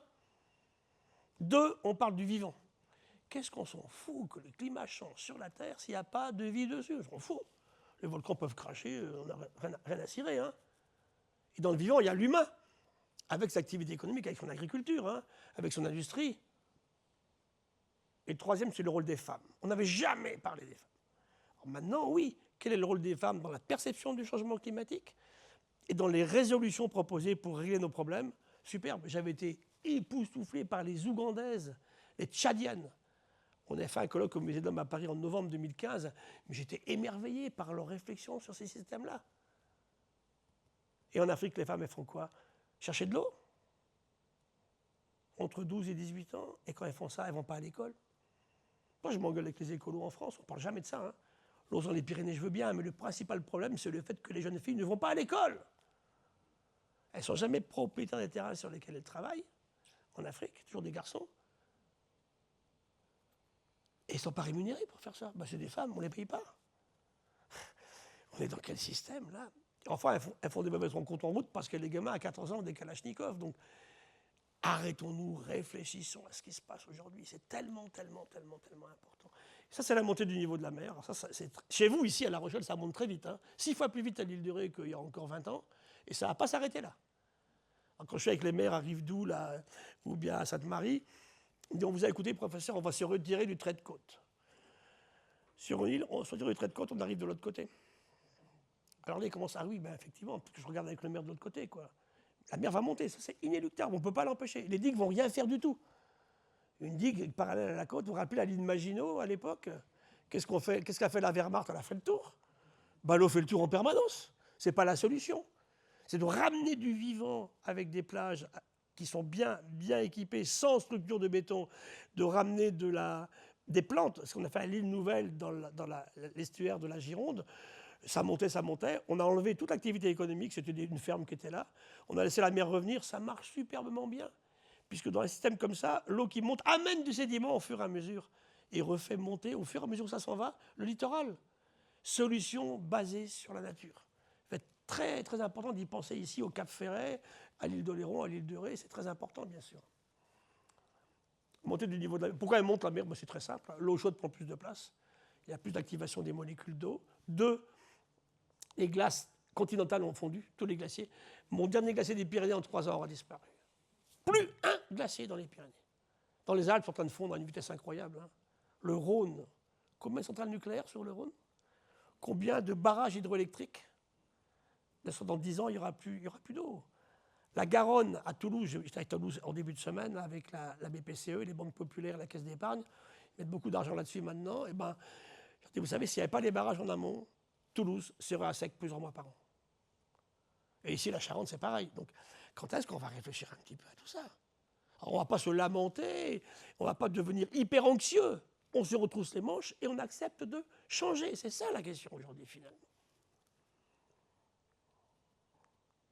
Voilà comment l'océan, le tsunami de Sumatra en 2003, les vagues géantes sont arrivées, ont tout détruit, là où il n'y avait plus de mangrove. Là où il y avait de la mangrove, ben, ça a tenu le choc. La végétation en bord de mer, la mangrove, un étang littoral, est un fabuleux système de défense contre l'érosion marine, en fait. On a détruit les coraux. Sans corail, ça ne marche pas. Et le pire qui s'est passé à ce moment-là, vous vous rappelez des horreurs sociales du style la vague géante arrivait, on l'avait modélisée, elle est quand même partie de Sumatra, elle a atteint l'Inde quand même. Hein. C'est une qui ravage l'île de Pâques dans les années 67 au Chili. On n'a pas prévenu les gens qui vivaient sur la plage. On a prévenu les gens dans les hôtels. C'est monstrueux. Comprenez pourquoi mon IR, il y a quelques jours, à Lyon, avec le président Macron, quand il a fait la grande messe, la One Health, une seule santé, il y avait 1000 personnes, 200 scientifiques. On a dit ce qu'on savait sur les pesticides. Il n'y a rien changé, ils n'ont rien enlevé du tout. On en a ras-le-bol. On est dans un système où aujourd'hui, ce n'est pas possible de continuer comme ça. Et il y avait BASF qui était là, qui me disait totalement, mais cyniquement, il me dit oui, mais vous savez, professeur, mes produits, je ne les vends pas chez nous. Ils sont neurotoxiques, ils sont stérilisants, ils sont cancérigènes, on les exporte. C'est possible, ça. J'ai besoin de vous. Hein. Là, si tout le monde ne s'y met pas, ça ne marchera pas. Hein. Je ne jette pas l'anathème sur le monde agricole, pas du tout. On a besoin d'eux, évidemment. Dans quelles conditions? Mais comment on fait? Pour le monde agricole, c'est clair, avec eux, ils me connaissent bien. Hein. On ramène de la vie dans les sols. Et ça marchera. Le corail qui blanchit, la symbiose est détruite, et là, ben, il perd ses microalgues, et voilà le corail après. Et là-dedans, il n'y a plus de vie, il n'y a plus de poissons, il n'y a plus rien. Hein. Donc vous voyez ces relations entre le vivant, la température de l'eau. Là, je vous mets la Bretagne. Regardez une carte de la Bretagne dans quelques années. Ben, il faudra des ponts pour aller en Bretagne. Hein. Comment vous ferez pour passer de Rennes à Brest? Intéressant, hein? Alors, tout va dépendre des scénarios. Hein. Très forte montée du niveau de la mer, moyenne ou haute. Hein. Ça, c'est les scénarios du GIEC.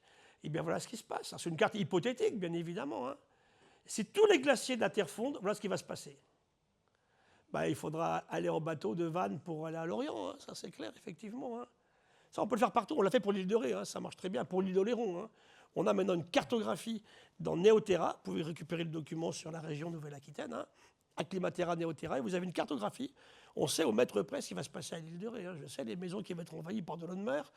Et quand, vous vous rappelez Cynthia, hein, on est revenu à 3 îles. On est revenu à ce qui était là auparavant avant que l'humain fasse la régulation du système, en fait. Voilà. La pêche. Ça, c'est un truc de mec, ça. Les mecs veulent des gros trucs. Je veux le plus gros poisson, puis je serai viril et très fort. Alors, 1920, c'est concours de pêche sur un jour. Hein. Il prend un poisson de 1000 kilos. 57, encore 200 kilos.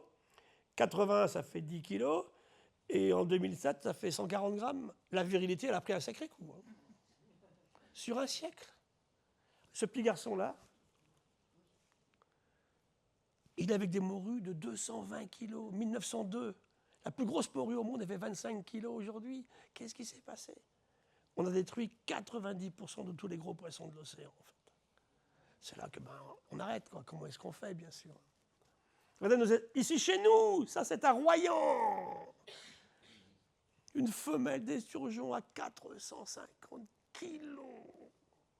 Une merveille de la nature. En plus, à l'époque, ils ne bouffaient même pas le caviar, ils ont filé le caviar aux poules. Alors, voyez un peu quoi. Et je me dis, oh là là, oh là là, oh là là. Puis maintenant, on est prêt à tuer père et mère pour avoir quelques civelles. C'est ça. Et puis moi, je pleurais devant mes 4 femelles que j'ai réussi à faire pondre avant-hier, qui sont les dernières femelles de la Dordogne, en fait. Au monde, hein, il n'y en a plus nulle part ailleurs, quoi. Comment est-ce qu'on fait? Alors, pour terminer sur les parties océans intéressantes au niveau pharmacologique, je vous disais tout à l'heure, la moitié des molécules dans une pharmacie viennent du vivant. Hein. Donc, on a 26 000 produits qui sortent de l'océan aujourd'hui, anticancéreux, antivirus, antibactériens, antibiotiques. Une grande partie vient des spongères parce que ces bestioles-là ne bougent pas. Donc, quand un accident arrive, elles doivent se défendre elles-mêmes. Hein. Elles ne peuvent pas partir. Ici, dans la pièce, s'il commence à faire trop chaud, trop froid, ça sent vraiment pas bon, on s'en va. L'éponge, elle ne peut pas faire ça, elle ne bouge pas de toute façon. Elle est comme un arbre, en fait. Hein. Donc, ils ont inventé depuis très longtemps, des millions d'années, des substances qu'on appelle des défensines, hein, sur lesquelles on travaille beaucoup maintenant avec les pharmaciens, pour faire de nouveaux médicaments. Anticancéreux, antibiotiques, antivirus, anti-champignons. Qu'est-ce qu'on a comme anti-champignons? Vous avez un champignon intestinal, vous en mourrez. Eux, les huîtres ont inventé des anti-champignons qui marchent très très bien. Donc allons les chercher. Hein, c'est ça le biomimétisme et la bioinspiration. On va chercher dans le vivant des solutions à nos problèmes, sans les détruire, bien évidemment, on est d'accord. Hein. Voilà, ça c'est tous les prix Nobel de médecine. Metchnikov, lui, travaille sur l'étoile de mer. Et il découvre la première fois ce qu'on appelle la phagocytose, le fait qu'une grosse cellule mange une plus petite. C'est nos globules blancs. Hein, quand vous avez un virus, une bactérie, il le bouffe. Eh bien, il découvre ça grâce, effectivement, aux étoiles de mer. Richet, j'étais allé avec le prince de Monaco en 2013 faire une conférence sur pourquoi un seul monégasque dans l'histoire a eu un prix Nobel de médecine. Ils avaient des chiens sur le bateau du prince Albert Ier, qui était un grand scientifique. Hein. Et le chien était un peu con, hein, il a mis le nez sur la méduse, une truffe comme ça, là. Il aurait dû apprendre. Il recommence la semaine suivante, foudroyé. C'était la découverte du choc anaphylactique. Hein, vous vous êtes piqué par une abeille, et puis vous avez une réaction, la prochaine fois vous êtes mort. C'est ça le choc anaphylactique. Grâce au venin de méduse. Lui, il découvre à Roscoff pourquoi dans un gros ovocyte femelle, la grosse cellule de la femelle, hein, qui chez les humaines, tous les 28 jours finit sur la chasse d'eau, hein, c'est ça les règles, hein, il découvre que quand la cellule n'est pas fécondée, et quand elle est fécondée, il y a un tout petit trou qui laisse rentrer un seul spermatozoïde du mâle pour éviter la polyspermie. Il trouve ça chez une étoile de mer. Eux, c'est magnifique, leur prix Nobel, ils découvrent la transmission de l'influx nerveux. Pourquoi ? Grâce au fait que le nerf de calmar est 1000 fois plus gros que les nôtres. C'est génial. On est fin des années 50, ils ont des électrodes de verre, et ils montrent là qu'il faut un modèle mathématique qui est toujours parfaitement d'actualité aujourd'hui. Comment se transmet l'influx nerveux chez l'humain ? Là, je mets la main sur une plaque de métal chaud, j'ai retiré ma main, je ne vais pas me cramer, hein. C'est exactement pareil. Les mécanismes sont exactement les mêmes chez une étoile de mer. En l'occurrence, ici, c'était chez des calmars. Kandel, lui, travaille sur Alzheimer. Et il a le prix Nobel en 2000 pour sa découverte des bases moléculaires de la mémoire. Pourquoi vous perdez la mémoire à un certain moment ? Qu'est-ce qui se passe dans le cerveau humain ? Et en fait, il bossait là-dessus, puis il était très embêté, parce que c'est 700 milliards de cellules, un cerveau humain. Alors, il n'avançait pas beaucoup. Il va prendre le café avec des copains dans un labo de biologie marine à Bodega Bay en Californie. Hein. Ça vaut le coup de prendre un petit café de temps en temps. Hein.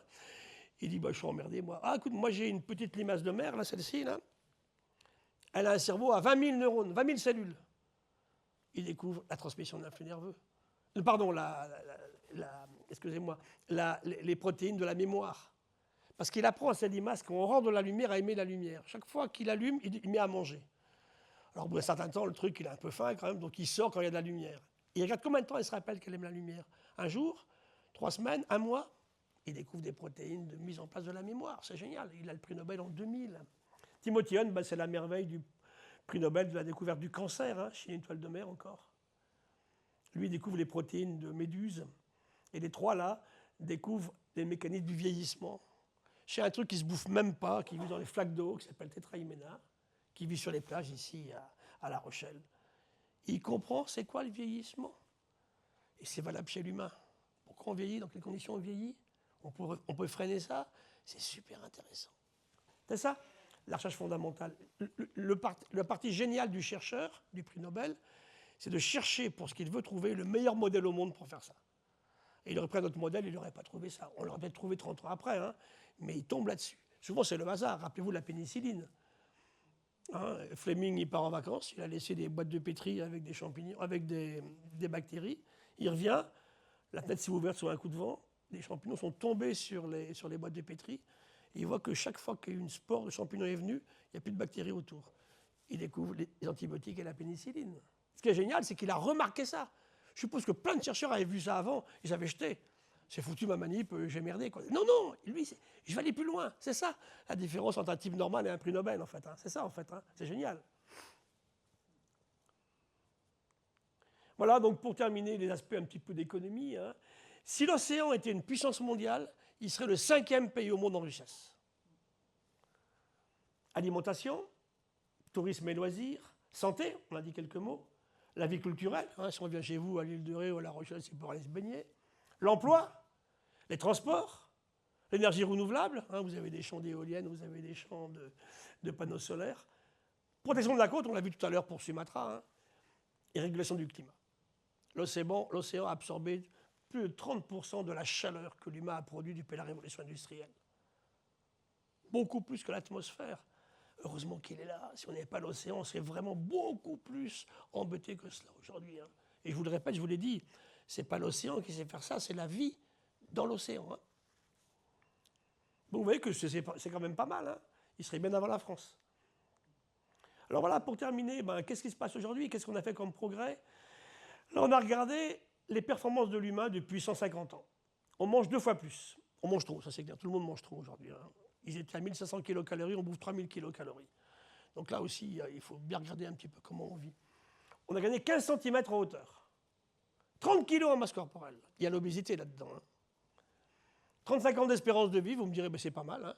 La médecine a fait des progrès, c'est bien, effectivement. Par contre, beaucoup moins bien, on a multiplié par 7 les humains. Ça, c'est un peu moins bien, effectivement. Hein. Par 10 les rendements agricoles. C'est merveilleux, professeur. Sauf que ça, depuis 20 ans, ça ne bouge plus. Malgré tous les pesticides et les engrais qu'on met, on n'augmente pas d'1 gramme la quantité de maïs à l'hectare, de vin sur la viticulture, de tomates, de bananes, tout ce que vous voulez. On est au taquet. La seule façon de revenir en arrière, ça va être d'utiliser le vivant, de faire plusieurs productions sur la même parcelle, et surtout, je l'ai crié, hein, ramener de la vie dans les sols. Ça, pour moi, c'est fondamental. Je ne suis pas péremptoire, ce n'est pas du tout mon style, hein, je ne suis pas du tout collapsologue, pas du tout, mais ça, c'est clair pour moi. Toutes les petites filles à l'école, on a dit, et ramener de la vie dans les sols. Alors là, ils vous disent, par exemple, pour un mec comme ça, il court le 100 mètres en 11 secondes. Si vous voulez l'arrêter, vous vous shootez aux stéroïdes anabolisants, vous vous dopez. Quoi. Oui, mais est-ce que c'est ça qu'on va dire à nos gamins?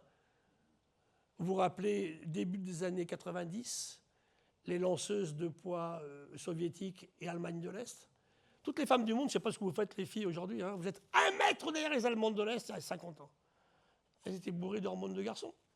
On les shootait à la méthyltestostérone. C'est ça? Comment faire? C'est absolument ahurissant. Hein. Alors, ils comptent des mecs à 2,42 m en Chine. Hein. Donc ça veut dire que ça, c'est les fantasmes de tas de trucs qui sont extrêmement dangereux, des GAFA, hein, sur l'humain augmenté. Voilà, les records du monde de longévité. Jeanne Calment, elle est morte il y a 15 ans, reste l'humaine qui a vécu 122 ans et 164 jours. Je suis ça, jour le jour, je suis les domaines de l'humanité, pour changer ma photo déjà. Hein. Dire, voilà, 50 records du monde, 48 femmes. Vous voyez que les filles, quand même, vous vivez plus longtemps. Hein. Ce matin, je regardais ici, les femmes en France, c'est 85, 86. Les garçons, 80, 81. Vous vivez plus longtemps. Alors, c'est intéressant en France parce qu'il y a un peu plus de garçons. Il y a 52% de garçons en France. Hein. Et à 25 ans, il y a exactement le même nombre de garçons et de filles. Et passé 25 ans, ça ne fait que diminuer pour les garçons. Mon ami Edgar Morin, qui est décédé il y a quelques jours, il est mort à 105 ans. Il allait avoir 105 ans le 8 juillet prochain. À 105 ans, il y a 5 femmes pour un homme. Vous voyez, malgré toutes les misères qu'on vous fait, hein, vous êtes plus résistante au stress, aux agressions, et plus résiliente par la suite. Ça, je pense que vos oestrogènes doivent vous jouer une jolie aide pour ça. Mais c'est super intéressant. Mais est-ce que ça va continuer? Moi, ceux qui me citèrent aujourd'hui, un travail qu'on a fait récemment, sur le seuil d'extrême pauvreté en France. Moins de 1 euro par jour et par personne. 72% de femmes. Pourquoi? Vous êtes plus nombreuses? Vous êtes plus pauvres? Qu'est-ce qui s'est passé? Et ça, donc, l'histoire de retraite, ça m'a fait hurler aussi. Hein. D'abord, je dis aux femmes, ne changez pas de nom quand vous vous mariez. C'est la première soumission à l'humain, déjà. Vous gardez votre nom. Deuxièmement, vous travaillez. Vous gardez le mec parce qu'il est sympa avec vous, pas en dépendant financièrement. Or, toute ma génération, à moi de femmes, c'était ça. Alors, ça arrêtait de travailler pour élever les enfants. Le mec, après les profs d'université, on se remarie avec la thésarde 30 ans après, de 30 ans de moins. On abandonne la femme et elle n'a pas de retraite. Je le vois tous les jours. C'est d'écologie? Oui, oui, oui. On est dans la sociologie. Chaque changement écologique a forcément un impact social. Alors, ce qui se passe aujourd'hui, c'est qu'on ne vit pas plus longtemps en absolu. Par contre, il y a de plus en plus de centenaires. Moi, quand j'avais 20 ans, je ne connaissais aucun centenaire. Maintenant, les femmes qui étaient à l'école primaire avec moi, je retrouve toutes mes copines de l'époque, hein, années 60, leur maman est en train d'atteindre 100 ans. Plein de femmes en ce moment atteignent 100 ans en France. Mais 1920, pas de pesticides pendant la grossesse. Pas de pesticides après, quand le bébé est né. Je ne sais pas si nous on vivra 100 ans. Je pose vraiment la question hein, aujourd'hui. Hein. Ici, La Rochelle est particulièrement exposée. C'est une des régions les plus dangereuses de France. Hein. Quand je vois ce qui se passe aujourd'hui, les cancers pédiatriques, comme jamais j'ai vu, hein, on les suit beaucoup, bien sûr. Hein. Qu'est-ce qui se passe? Comment on travaille? Comment on accepte ça? On a une région magnifique. Alors, ça commence à faire beaucoup. Et là, il faut que les citoyens réagissent avec le monde médical, avec les vétérinaires, avec les écologues. Pas les écologistes, les écologues, c'est pas la même chose. Hein. C'est très important, en fait, aujourd'hui. Il peut y avoir des écologistes, ça ne me gêne pas du tout, hein, très bien. Mais dans ce cas-là, qu'est-ce qu'ils disent, hein? Il faut bien écouter ce qu'on dit un peu partout. Hein. Donc voilà, pour clore, qu'est-ce qu'on fait à long terme? L'accès à l'eau. Alors moi, j'aime beaucoup la biorespiration. Innovation inspired by nature. C'est le fait d'aller chercher dans le vivant des solutions à nos problèmes. Alors, quelles sont les relations entre l'océan et la santé humaine? Où est-ce que vous pouvez, quand vous allez vous baigner, avoir des problèmes? Un, phénomène physique. Vous noyez. Parce que l'humain, il n'est pas fait pour que de l'eau rentre dans les poumons. Il s'asphyxie, il meurt. C'est classique ça. Je vous mets dans l'eau, c'est ce qui va se passer. Les ouragans. Vous en avez vu des sacrés ici. Les tempêtes géantes, bien sûr. Hein. Les noyades. Accident de décompression pour la plongée. Voilà, ça c'est la clé même de la relation entre l'humain et l'eau. On n'est pas un animal aquatique. Donc on fait attention. C'est de la physique. Deuxièmement, danger de la faune et de la flore. Alors ici, il y a eu quelques requins observés au large de La Rochelle. Il y a eu un requin blanc. Il y a peu d'attaques de requins ici. Il y a des coins du monde où il faut faire attention, effectivement, à la faune marine. Hein. Ou alors à des espèces très, très venimeuses, hein, comme par exemple le poisson-pierre. Les crocodiles, il n'y en a pas beaucoup ici non plus. Hein. Mais tout ça, ça existe dans des régions du monde où, en ce moment, je vois les attaques du requin à La Réunion et à Nouvelle-Calédonie. Il y en a quand même pas mal. En Australie, il y a eu 4 morts depuis le début de l'année. C'est des grosses bêtes, les requins. Et j'avais le malheur de dire un jour à La Réunion, vous surfez dans le territoire des requins. Qu'est-ce que je n'avais pas dit là? Oui, on va les éradiquer. Vous foutez du monde. Vous allez éradiquer les requins de La Réunion? Ils bouffent un surfeur, le lendemain, il est à Madagascar, le requin. C'est des requins tiques qui nagent beaucoup. Non. On fait attention. On ne va pas se baigner quand l'eau est chocolat. On ne va pas se baigner quand l'eau est dessalée parce qu'il a beaucoup plu. Moi, je veux des types arracher la pancarte baignade dangereuse puis se faire bouffer. Alors, attendez. Puis il y a une relation directe entre le nombre de gens dans l'eau et le nombre d'attaques de requins. J'ai souvent, il n'y a eu aucun humain qui a été mangé par un requin à minuit, la nuit de Noël. Jamais. Il n'y a pas d'humain dans l'eau à ce moment-là. Voilà. C'est ça la question, en fait, quand on regarde de très près. Hein. Mais il y a une relation parfaite entre le nombre de gens dans l'eau et les attaques. Le requin est un animal effectivement dangereux. Ce n'est pas un mangeur d'hommes dès le départ, hein, mais il faut faire attention. Et chaque fois que l'humain est attaqué, il a fait des conneries. Moi, je me rappelle des pêcheurs qui dépoitonnaient des poissons comme ça, mais qui nagent derrière, mais détruits par un requin. Ce petit garçon, récemment, j'étais devenu fou, à Nouméa. C'est un couple séparé. Alors la fille, elle confie le gamin au père. Bon. Le père a un bateau dans Nouméa, à Port-Moselle. Il laisse le gamin 20 fois sauter du bateau dans l'eau. Ce qu'il ne disait pas, c'est que depuis 6 ans, il mettait sa poubelle dans l'eau au cul du bateau. Et puis un tigre est venu, il a coupé le petit garçon en deux. Quel fautif, là, le requin ou l'humain? Comment vous rendez le gamin coupé en deux à la maman le soir? C'est un petit peu délicat comme conversation. Hein. Mais c'est de la pure connerie, quoi. Donc allons voir ce qui se passe à chaque fois. Hein. Après, les bombes toxiques, ça vous les connaissez un petit peu ici, sont des microalgues, des cyanobactéries ou des micro-champignons qui élaborent des toxines très dangereuses. Les PSP sont paralysantes, on ne peut plus respirer, amnésiantes, neurotoxiques ou diarrhéiques. Ça, c'est le plus classique, hein, c'est ce que vous chopez quand vous mangez une huître un peu contaminée sur la côte. Un peu de diarrhée pendant 3 jours, bon, c'est désagréable, mais ça passe, quoi. Mais certains sont très dangereux. On a un chauffeur de camion ici, il y a quelques années, c'était à Pornic, qui s'était arrêté de se baigner à Pornic. Il s'est baigné, il est mort avant d'arriver à Paris. Il est tombé dans un bloom de dinoflagellés super toxiques. Hein. Pas de chance, hein. Ça peut arriver. Mais que ça vous empêche pas de vous baigner. Hein. C'est des cas ultra rares que je vous raconte là. Hein. Après, ça va être les pathogènes. Alors ça, c'est intéressant. Ce sont les maladies virales ou bactériennes qui démarrent dans l'océan. Hein. Le choléra, c'est une vibrio marine. Hein. Alors ça, la mer peut garder des êtres vivants d'eau usée, parce qu'il se passe à Arcachon en ce moment, lorsque la station d'épuration déborde, hein, bien sûr, ça pose des problèmes. Hein. Leptospira, listeria, des virus d'hépatite, différents virus. Tout ça, c'est intéressant parce que c'est transmis par le zooplancton marin, donc ça veut dire que là, c'est pas sans danger. Ça, c'est surveillé. C'est le rôle de l'Ifremer. Hein. On va surveiller les qualités de notre baignade et on va dire qu'aujourd'hui, vous ne pouvez pas aller se baigner là. Hein. La ciguatera, c'est une maladie qui est transmise par une microalgue qui est mangée par des poissons. Il n'y en a pas ici, hein, mais ça se produit en Polynésie. Vous mangez certains poissons, ça vous tue. La gratte, on appelle ça. Hein. Alors, pour tester ça, il faut un chat. Pas le vôtre, mais celui de la voisine. Le chat, il est foudroyé sur place. Bon, en général, elle n'est pas très contente de voir son chat disparaître comme ça, mais c'est extrêmement efficace comme test. Avant de manger la murène, vous donnez un petit morceau au chat. Et les pollutions côtières, bien sûr, ici on en parlait. Hein. C'est ça les relations santé avec l'océan.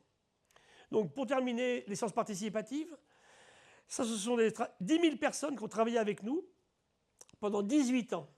Et on a montré que nos oiseaux ont fait 33 km vers le nord, nos papillons 114 sur 18 ans. Pour 1 degré de plus, ici à La Rochelle, ils feront 250 km vers le nord. On est dans une époque d'énormes changements. Et ce qui est gênant aujourd'hui, à la fois pour la biologie et pour l'économie, c'est que l'économie et la biologie adorent la stabilité. Et nous ne faisons que créer en ce moment des situations d'instabilité. Le vivant en Amazonie, il est extrêmement abondant parce qu'on est sur l'équateur, ça n'a pas changé depuis des millions d'années, le climat c'est le même. Il pleut, durée du jour 12-12, tous les jours. Mais quand ça commence à changer, comment est-ce que le vivant réagit? Si ça ne va pas très vite, il peut s'adapter. Mais est-ce qu'il a le temps? C'est ça, aujourd'hui on assiste à des systèmes où le vivant n'a pas le temps en fait, de s'adapter. Ça c'est une vraie question, bien sûr. Hein. La biorespiration, on a dit 2 mots tout à l'heure, c'est s'inspirer des formes, des couleurs, des mécanismes. Cet insecte-là, en amibe, sait faire de l'eau en plein désert. Cette éponge en Méditerranée, elle sait faire du béton armé. Béton armé génial. Beaucoup plus léger que le nôtre. Et quand vous avez fini, vous compostez. On ne met rien à la décharge. Le vivant ne met jamais rien à la décharge. C'est la grosse différence par rapport à nos économies. Le vivant recycle tout. Parce qu'on fait des déchets. Mais vous avez toujours un acheteur gratuit pour vos déchets. C'est génial dans le vivant. Voilà pourquoi il faut s'inspirer du vivant, en fait. Hein. Là, on a fait le train le plus rapide du monde en observant le CX de la tête du martin-pêcheur et de son bec. Il vole à 100 km/h. Il rentre dans l'eau, il ne fait pas une onde. S'il fait une onde, le poisson s'est tiré, il ne bouffe pas. S'il bouffe toujours et qu'il est là, c'est qu'il a réussi à résoudre ce problème, en fait. Alors, on a fait un train ultra rapide, mais il faisait du bruit. Donc on a fait une double bio-inspiration.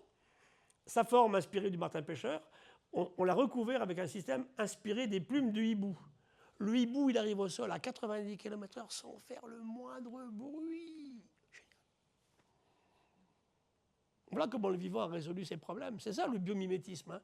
Chercher dans le vivant des solutions à nos problèmes. Alors beaucoup en cosmétique. Ici, c'est fait ici. Les travaux qui sont faits à l'île de Ré, qui sont faits à l'île de Noirmoutier. Hein. On fait des éoliennes avec des pales d'éoliennes inspirées des nageurs de baleines.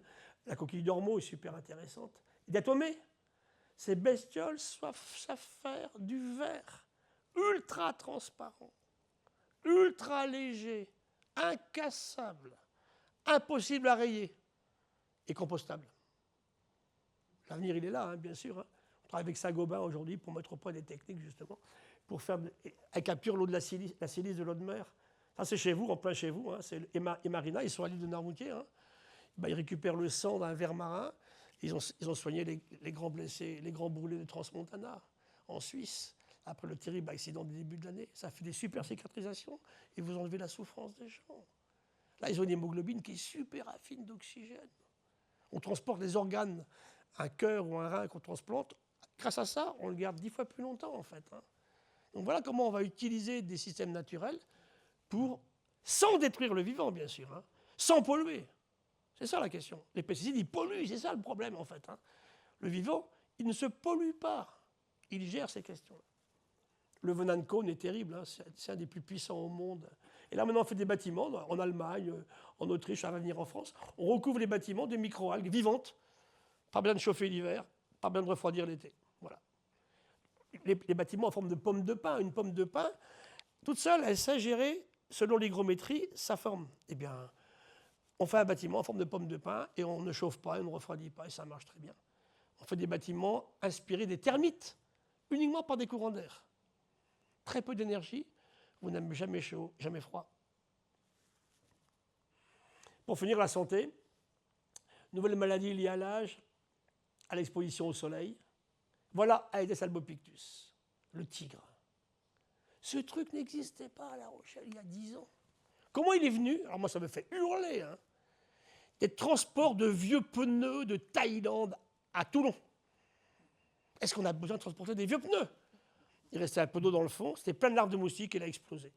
Il part de Toulon en 2008-2009, puis maintenant il est chez nous. Vous avez vu comme il vous empoisonne l'existence, le tigre. Hein, c'est pas le Culex pipiens. Hein. En plus, comme il ne sort pas la nuit, il n'est pas bouffé par les chauves-souris en plus. Ne laissez pas des coupelles avec un peu d'eau. Hein. Ce n'est pas un animal de grand lac ou de grande mare, mais c'est une catastrophe. Et qu'est-ce qu'on attrape chez nous, à Bergerac? De la dengue, du chikungunya en quantité. Le Zika, le West Nile qui arrive ici en Charente, hein, c'est un virus africain. Lui, il est transporté par notre moustique à nous, le Culex pipiens, par les oiseaux sauvages, par les merles, par exemple. Ils vont le transmettre aux élevages de canards. Quand je vous parlais d'arrogance et de cupidité et d'imprévoyance, c'est ça en fait la question aujourd'hui. Hein. Toutes les maladies de la thyroïde aujourd'hui, les maladies auto-immunes. Hein. Là, c'est Paris, en 2003, la grande vague de chaleur. En rouge, c'est que du béton. En bleu, il y a des arbres. Il y avait 8 degrés d'écart entre les arbres et sans arbres. Ben, ça passait ou ça passait pas. Je vous dis 200 000 morts en France la semaine dernière avec la vague de chaleur. Là. Alors, attendez, qu'est-ce qu'on attend pour changer un peu nos habitudes, hein, bien sûr. Hein. Donc santé de l'humain, animaux sauvages, animaux domestiques, des plantes, des arbres, des modèles agricoles, pollution industrielle, pollution agricole, pollution aussi liée aux questions de réserves alimentaires qui vont aujourd'hui impacter la santé humaine parce qu'elles s'abîment, effondrement des pollinisateurs, on oublie que les 3/4 de ce qu'on mange sont pollinisés. Hein. Alors à chaque fois on me dit oui, monsieur le professeur, je reconnais, mes pesticides ils tuent vos abeilles et vos vers de terre, ils ne sont pas à moi. Je dis oui, puis ça abîme le cerveau d'un bébé intra-utéro pendant la grossesse de sa maman, quand même. Quoi. C'est là qu'il faut qu'on réagisse. Quoi. Sur des bases scientifiques. Hein. Allez discuter avec les médecins de Poitiers, vous verrez, ou de La Rochelle. Hein. On peut faire des super trucs en ce moment. On a des éléments pour réagir. Il ne faut pas se laisser faire. Quoi. Il y a des lobbies complètement irresponsables. Hein. On gagne encore de l'argent. On va continuer. Combien de temps? Combien de temps? Parce que la souffrance humaine d'une maladie, ce n'est pas que de l'argent. Hein. C'est la souffrance de la personne, bien évidemment. On n'en tient pas compte du tout. Voilà ce que nous sommes. Une bouche humaine, c'est 700 espèces de bactéries. La peau, 500 espèces de bactéries. Le vagin, 300 espèces de bactéries chez les femmes. 1000 dans l'intestin. 140 dans le poumon. C'est ça. Et on sait maintenant que le moindre désordre de relation avec ces bactéries, c'est l'obésité. Alors je le disais, c'est le diabète de type 2, c'est l'hypertension artérielle, c'est Alzheimer, c'est l'autisme. Alors, peut-être qu'on pourra faire un peu plus attention à tout ça. Nous sommes une construction merveilleuse. Ne la détruisons pas. Acceptons que nous sommes vivants. Voilà. 23% des morts sont liés à l'environnement. Par les gens qui meurent en France, 23% c'est des questions environnementales.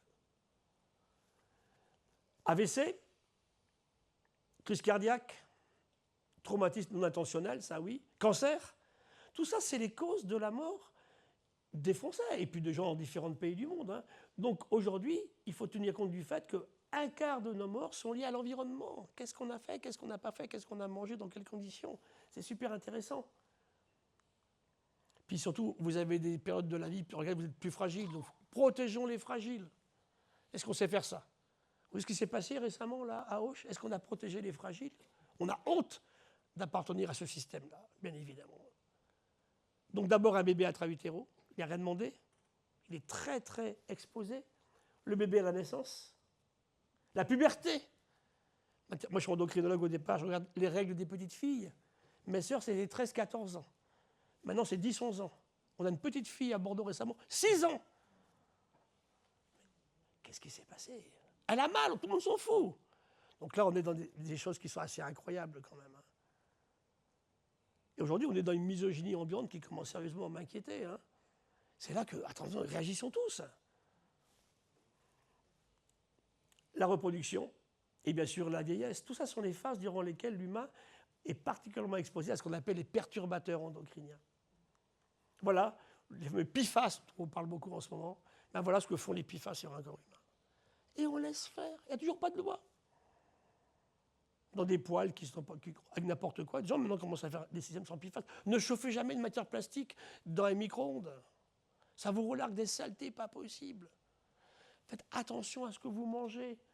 Chez les femmes, pas de lactation quand elle est enceinte, cancer du sein, prééclampsie, c'est dramatique au niveau de la naissance, des bébés tout petits, puberté précoce, on vient d'en parler, désordre menstruel, ménopause précoce, attendez, endométriose, qui en parle? Chez les garçons, pareil, chacun a ses trucs. Hein. Qualité du sperme qui ne marche plus du tout, vous me direz comme ça, bon, on va limiter les bébés hein, si le sperme ne marche plus. Regardez le nombre de gamins maintenant qui essaient de faire des bébés qui n'arrivent pas. Avant, ça marchait. Parce que justement, on est dans des milieux incroyables d'imprégnation hormonale, fertilité qui diminue, cancer des testicules. Qui fait ça des gamins de 20 ans? Il y en a plein. Cancer du rein. Donc vous voyez que tout ça, il faut qu'on en tienne compte et qu'on n'accepte plus. En fait, votre solution, c'est votre carte de crédit qui est plus importante que votre carte de vote. Hein. Il faut arrêter d'acheter certains produits. Une femme enceinte, hein, je vais être péremptoire là, ne devrait jamais manger autre chose que du bio, c'est clair. Alors ce qu'on fait maintenant, on fait des ordonnances vertes maintenant. À Strasbourg, on fait ça aussi, ça commence à venir chez nous aussi. On donne à une jeune femme qui annonce une grossesse pendant 9 mois de l'argent pour manger bio. Voilà un aspect social super intéressant. On a besoin d'enfants en plus, hein. Allons-y. On protège la maman et le bébé. Voilà, c'est ça, moi, Nels, pour terminer. Notre boulot aujourd'hui, médecin, vétérinaire et puis écologue, c'est de regarder les pathogènes dans la vie sauvage, dans la vie domestique, et de ce qu'on appelle l'outbreak, c'est le moment où on va déceler un signal faible, très faible. On n'est pas sûr que, mais ça ne s'était pas passé comme ça avant. Et si on peut faire ça, on va éviter le spillover, qui est l'explosion de la maladie. Le coronavirus, par exemple. Hein. Ça, c'est parti parce qu'on n'a pas travaillé comme il fallait. Hein. Et quand on l'a vu, c'est trop tard, en fait. On ne peut plus intervenir. Il y en avait partout, partout, partout. Hein. Donc, animaux domestiques, la vie sauvage, et puis les animaux de la maison, les humains. Donc, il faut éduquer, prévoir, détecter, contrôler et intervenir. Sur One Health, on travaillait beaucoup à l'époque à Limoges sur le virus dans l'eau usée. Je savais 2 jours à l'avance, chaque fois que j'allais avoir un pic de virus dans la population, on le voyait apparaître dans l'égout, et hop.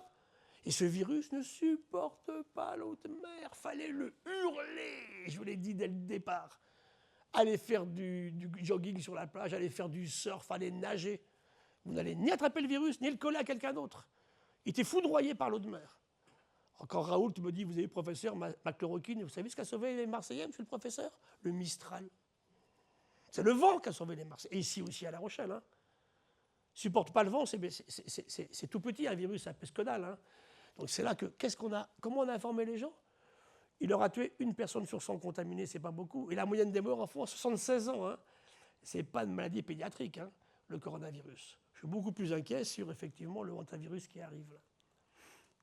Voilà, donc pour terminer, comment l'humain se contamine? Il se contamine d'espèces sauvages. Hein. Le pathogène est chez l'animal, mais pas chez l'humain. Et ça va être un accident qui va passer à des animaux. Il y a un mec qui avait été transplanté avec du sang de chimpanzé. Il a chopé un palu. Il fallait quand même le faire. Hein. Vous ne faites pas transfuser du sang dans des pays pas possibles. Hein. Ça, je vous le conseille. Vous rentrez chez vous, vous faites transfuser chez vous. Hein. Là, le virus ou la bactérie, elle passe de l'humain à l'animal, de l'animal à l'humain, mais une seule fois. C'est tout cela. Il passe de l'animal à l'humain, mais il passe d'humain à humain pour quelques cycles. C'est Ebola, c'est le virus de Marburg. Hein. Il passe de l'animal à l'humain, il se transmet d'homme à homme. C'est la dengue, la fièvre jaune, la grippe, le typhus, le choléra. Et puis à la fin, il n'est plus que chez l'humain. C'est le HIV. Hein, le sida, au début, a été une maladie qui est passée de grands singes à l'humain. Mais aujourd'hui, il ne touche pas les singes, hein, il ne touche que l'humain. Depuis 50 000 ans, hein, eh bien, il s'est spécialisé chez l'humain. Ça veut dire que là encore, on ne fait pas suffisamment attention, en fait. C'est ça la question qui est intéressante. La rubéole, la varicelle. Et ce qui est terrible, c'est que je m'étais souvent demandé, mais j'adore lire des histoires sur les grandes découvertes, hein, comment une armée espagnole de 80 fantassins espagnols, sans foi ni loi, c'était des pirates, les mecs qui partaient se battre en Amérique du Sud, ou Hernán Cortés au Mexique, qui tue 2 millions d'Indiens. Ils sont 80, l'armée en face, c'est 10 000. Vous savez comment ils viennent à bout? Ils amènent des maladies. C'est la variole qui a tué l'invasion mongole, la peste noire sur la Chine. Chaque fois, l'Amazonie était très peuplée, l'enfer vert, il était peuplé. Donc quand les Espagnols y vont, il n'y a plus personne. Ils ont tous tué par les maladies qu'ils ont amenées. La varicelle. On mettait des vêtements imprégnés de variole auprès de ces gens-là. Sciemment. Homo sapiens, hein, quand même, on peut se poser des questions, bien évidemment. Hein. Voilà, je termine là-dessus. Donc pourquoi le vivant a duré aussi longtemps? Parce qu'il innove en permanence pour tout le monde depuis la nuit des temps. Pour tout le monde, y compris pour les gilets jaunes. Hein. Le vivant innove pour tous, pas que pour les riches. Le vivant fait tout avec une énorme parcimonie d'énergie. Ma libellule, elle vole à 90 km/h avec 2 watts. Vous me connaissez un polytechnicien qui sait faire ça, vous? Ils ne me croyaient pas au début. J'en ai mis dans mon équipe. Ils sont venus faire les manips. Ils ont pleuré. Oui, ma libellule est capable de voler. Elle est capable d'encaisser 30 G en accélération. Un pilote de Rafale à 8 G, il est out, le type. Il crache son avion. Hein. Alors attendez, émerveillons-nous. Hein, comment ce vivant a-t-il été capable d'arriver jusque-là? On arrête de le détruire sans réfléchir. On fait une autoroute, la 69, on n'a pas besoin du tout de ce machin-là. On l'a fait, allez hop. Puis on ne s'est pas décédé, on fait des travaux quand même. Maintenant, on a une plaie béante. Arrêtons. Pourtant, à 69, ça aurait dû être sexy quand même, à 69, je trouve. Hein. Eh bien non, on a fait un truc absolument monstrueux. C'est ça l'humain, en fait. Donc la nature ne produit jamais une substance qui va l'empoisonner. Elle fait des poisons très violents, mais c'est les dégrader. Hein, la manite phalloïde, le venin de crotal, c'est horrible, hein, ça vous tue. Mais la nature les dégrade. Ça ne reste pas dans le milieu. Nous, on a 5000, 7000 molécules sur nos champs ici qui nous empoisonnent tous les jours et que ni la nature ni l'humain ne savent dégrader. C'est ça le problème de la chimie de synthèse. Ils travaillent dans des conditions simples, avec des éléments abondants. Donc ma conclusion économique, elle est là. On arrête cette économie actuelle. J'écris ça il y a 10 ans, je ne change pas un mot. Hein. Stupide et suicidaire, qui consiste à gagner de l'argent en détruisant ou surexploitant cette nature vivante. Bon, on y va, on se retrousse les manches. Voilà, et pour vous faire rêver, quand même pour terminer sur une note sympa, à quoi sert la biodiversité? Je vous emmène à Atacama. 500 années sans pluie. Donc, disant Atacama. Et là, avec le phénomène El Niño, ça change. Il se met à pleuvoir. Et ce qui, à chaque fois, me fait pleurer quand j'y suis, c'est au début du mois d'octobre. On va avoir une belle année El Niño. Venez avec moi en octobre prochain, on va le voir. En 3 jours, le désert se couvre de fleurs. Ça fait que c'est dans le sol. Ça n'a pas le temps d'arriver d'ailleurs. Hein. Ça attend la molécule magique de l'eau liquide. L'eau tombe, en quelques jours, c'est comme ça. Vous en pleurez. Hein. Ce vivant, il régule le climat. Si on tue le vivant, il n'y aura pas de régulation du climat. Hein. Vous enlevez les arbres, il ne pleut plus. S'il ne pleut plus, il n'y a pas d'agriculture. Ça, c'est clair, absolument évident. Hein. Donc, on fait attention, bien sûr. Hein. Il nous nourrit. On l'a vu tout à l'heure, on ne mange que ça. Il nous soigne. On a dit la moitié des médicaments dans une pharmacie. On respire grâce à lui. On a vu le plancton en mer. On a vu les arbres sur Terre. On s'habille. Hein. De la soie, du cuir, du coton, de la laine, on s'habille du vivant. Il ne faut pas qu'on l'oublie, tout ça, bien évidemment. Hein. On s'inspire, la bio-inspiration. On s'abrite, il y a du bois au-dessus, là. Et on s'émerveille. Je crois qu'aujourd'hui, on a perdu cette capacité à s'émerveiller. C'est ça, le jour, je me disais, je suis vivant, je suis merveilleusement ébloui par cette nature. On ferait beaucoup moins de bêtises. Mais on ne le fait pas. Comment on éduque nos enfants, hein. Voilà, avec Edgar Morin, mon grand copain. Là, je l'ai vu il y a 1 an et demi. Alors, il courait moins vite, il rendait moins bien à 104 ans, mais il aimait toujours autant les Pessac léoniens rouges. Hein. Et je ne vais pas lui refuser ça à 104 ans, bien évidemment. Même une petite fumette, parce qu'il avait vécu longtemps en Amérique du Sud. Alors, ils avaient de la marijuana à l'époque. C'était Edgar. Hein. Edgar nous dit quoi? Tout ça est effroyablement complexe. Et qu'est-ce que font les partis d'extrême droite aujourd'hui? Autant à gauche qu'à droite. Hein. Il y a un bouc émissaire et une solution. C'est surtout pas ça. C'est trop complexe. Il faut étudier le système, comment on réagit collectivement avec les ONG, avec les citoyens, avec les scientifiques, avec les entreprises aussi, bien sûr. Ce n'est pas tous des salopards. Hein. J'en connais qui font un super boulot. Comment est-ce qu'on fait? Et il disait, voilà, le probable est catastrophique. Mais ce que j'ai beaucoup aimé chez Edgar, eh bien, changeons pour que ce probable-là ne se produise pas. Mais vous comprenez bien que pour qu'il ne se produise pas, il ne faut pas qu'on fasse comme avant. Hein, je discute avec des gens, oui, ça ne va pas du tout, à gauche ou à droite, oui. Donc on a merdé quelque part, oui. Donc, tu crois qu'en faisant comme avant, ça va arranger la situation? Nous devons changer là-dedans, c'est fondamental. Il faut changer de logiciel, bien évidemment. Hein. Il disait, en fait, on est homo faber, on fait des avions, des voitures, des bateaux, mais on n'est pas sapiens. Hein. Et ça, j'aimais beaucoup, à force de sacrifier l'essentiel à l'urgence, on finit par oublier l'urgence de l'essentiel. Edgar Morin, à l'époque, il avait 98 ans. Et mon deuxième ami, c'est Boris Cyrulnik. J'ai 2 vieux amis. Alors lui, toujours vivant, Boris, il va avoir 90, l'homme de la résilience. Et qu'est-ce qu'il nous dit, Boris, ici? Il nous dit, voilà, face à une agression, qui peut être un stress, un viol, par exemple, hein, une agression dans la rue, Première condition, survivre. Vous ne pouvez pas résilier si vous êtes mort, vous êtes d'accord? On survit. Donc d'abord, il y a la capacité à réagir à l'agression.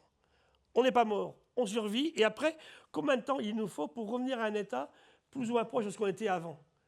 Et les deux aspects que j'aime beaucoup, c'est les abeilles au niveau terrestre et les proliférations de méduses au niveau marin. Là, je vous ai modélisé mathématiquement une dépression nerveuse à l'hôpital. Ben, le même travail, je l'ai fait sur les gorgones de Nice, il y a 2 ans, avec la mer trop chaude. C'est exactement la même courbe mathématique. Hein, il y a les fluctuations naturelles, il y a l'accident qui arrive, trop chaud, ou le stress qui va déclencher votre dépression. Et après, si on a survécu, bien sûr, hein, comment est-ce qu'on revient à la réalité? C'est ça la question de la résilience aujourd'hui. Voilà, c'est ma dernière image. Qu'est-ce qu'il nous faut pour réussir? La science n'est pas une opinion, je vous l'ai hurlé. La politique, moi je pense que la politique, c'est pas que les écologistes, c'est bien, hein, mais il nous faut, tous les partis politiques devraient faire de l'écologie scientifique, bien évidemment. Les citoyens et ONG, ça c'est vous, moi, les sciences participatives. Le muséum, c'est 2500 personnes. J'ai présidé 10 ans, 600 chercheurs plein temps. J'adorais les organiser avec moi. 20 000 participatifs qui nous appellent tous les jours. Le type de l'île de Ré, il aime les hippocampes. J'ai vu mon premier hippocampe cette année, tel jour à telle heure. À Agen, j'ai mangé mon premier pruneau dans mon jardin la semaine dernière. En viticulture de Haute-Côte de Nuit, j'ai fait ma vendange. C'est génial, vous lisez les changements.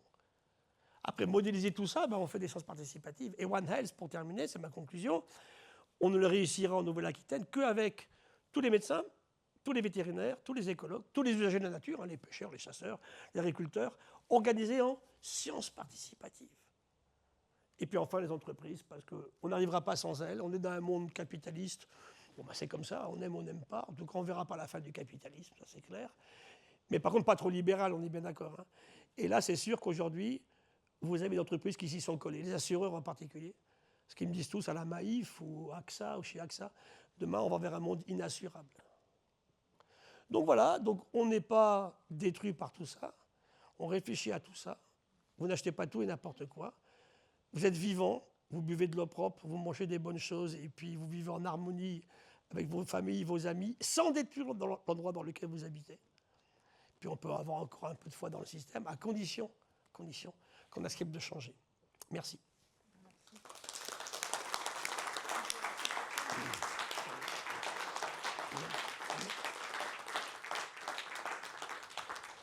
ne sais pas combien de temps j'avais, j'étais un petit peu long.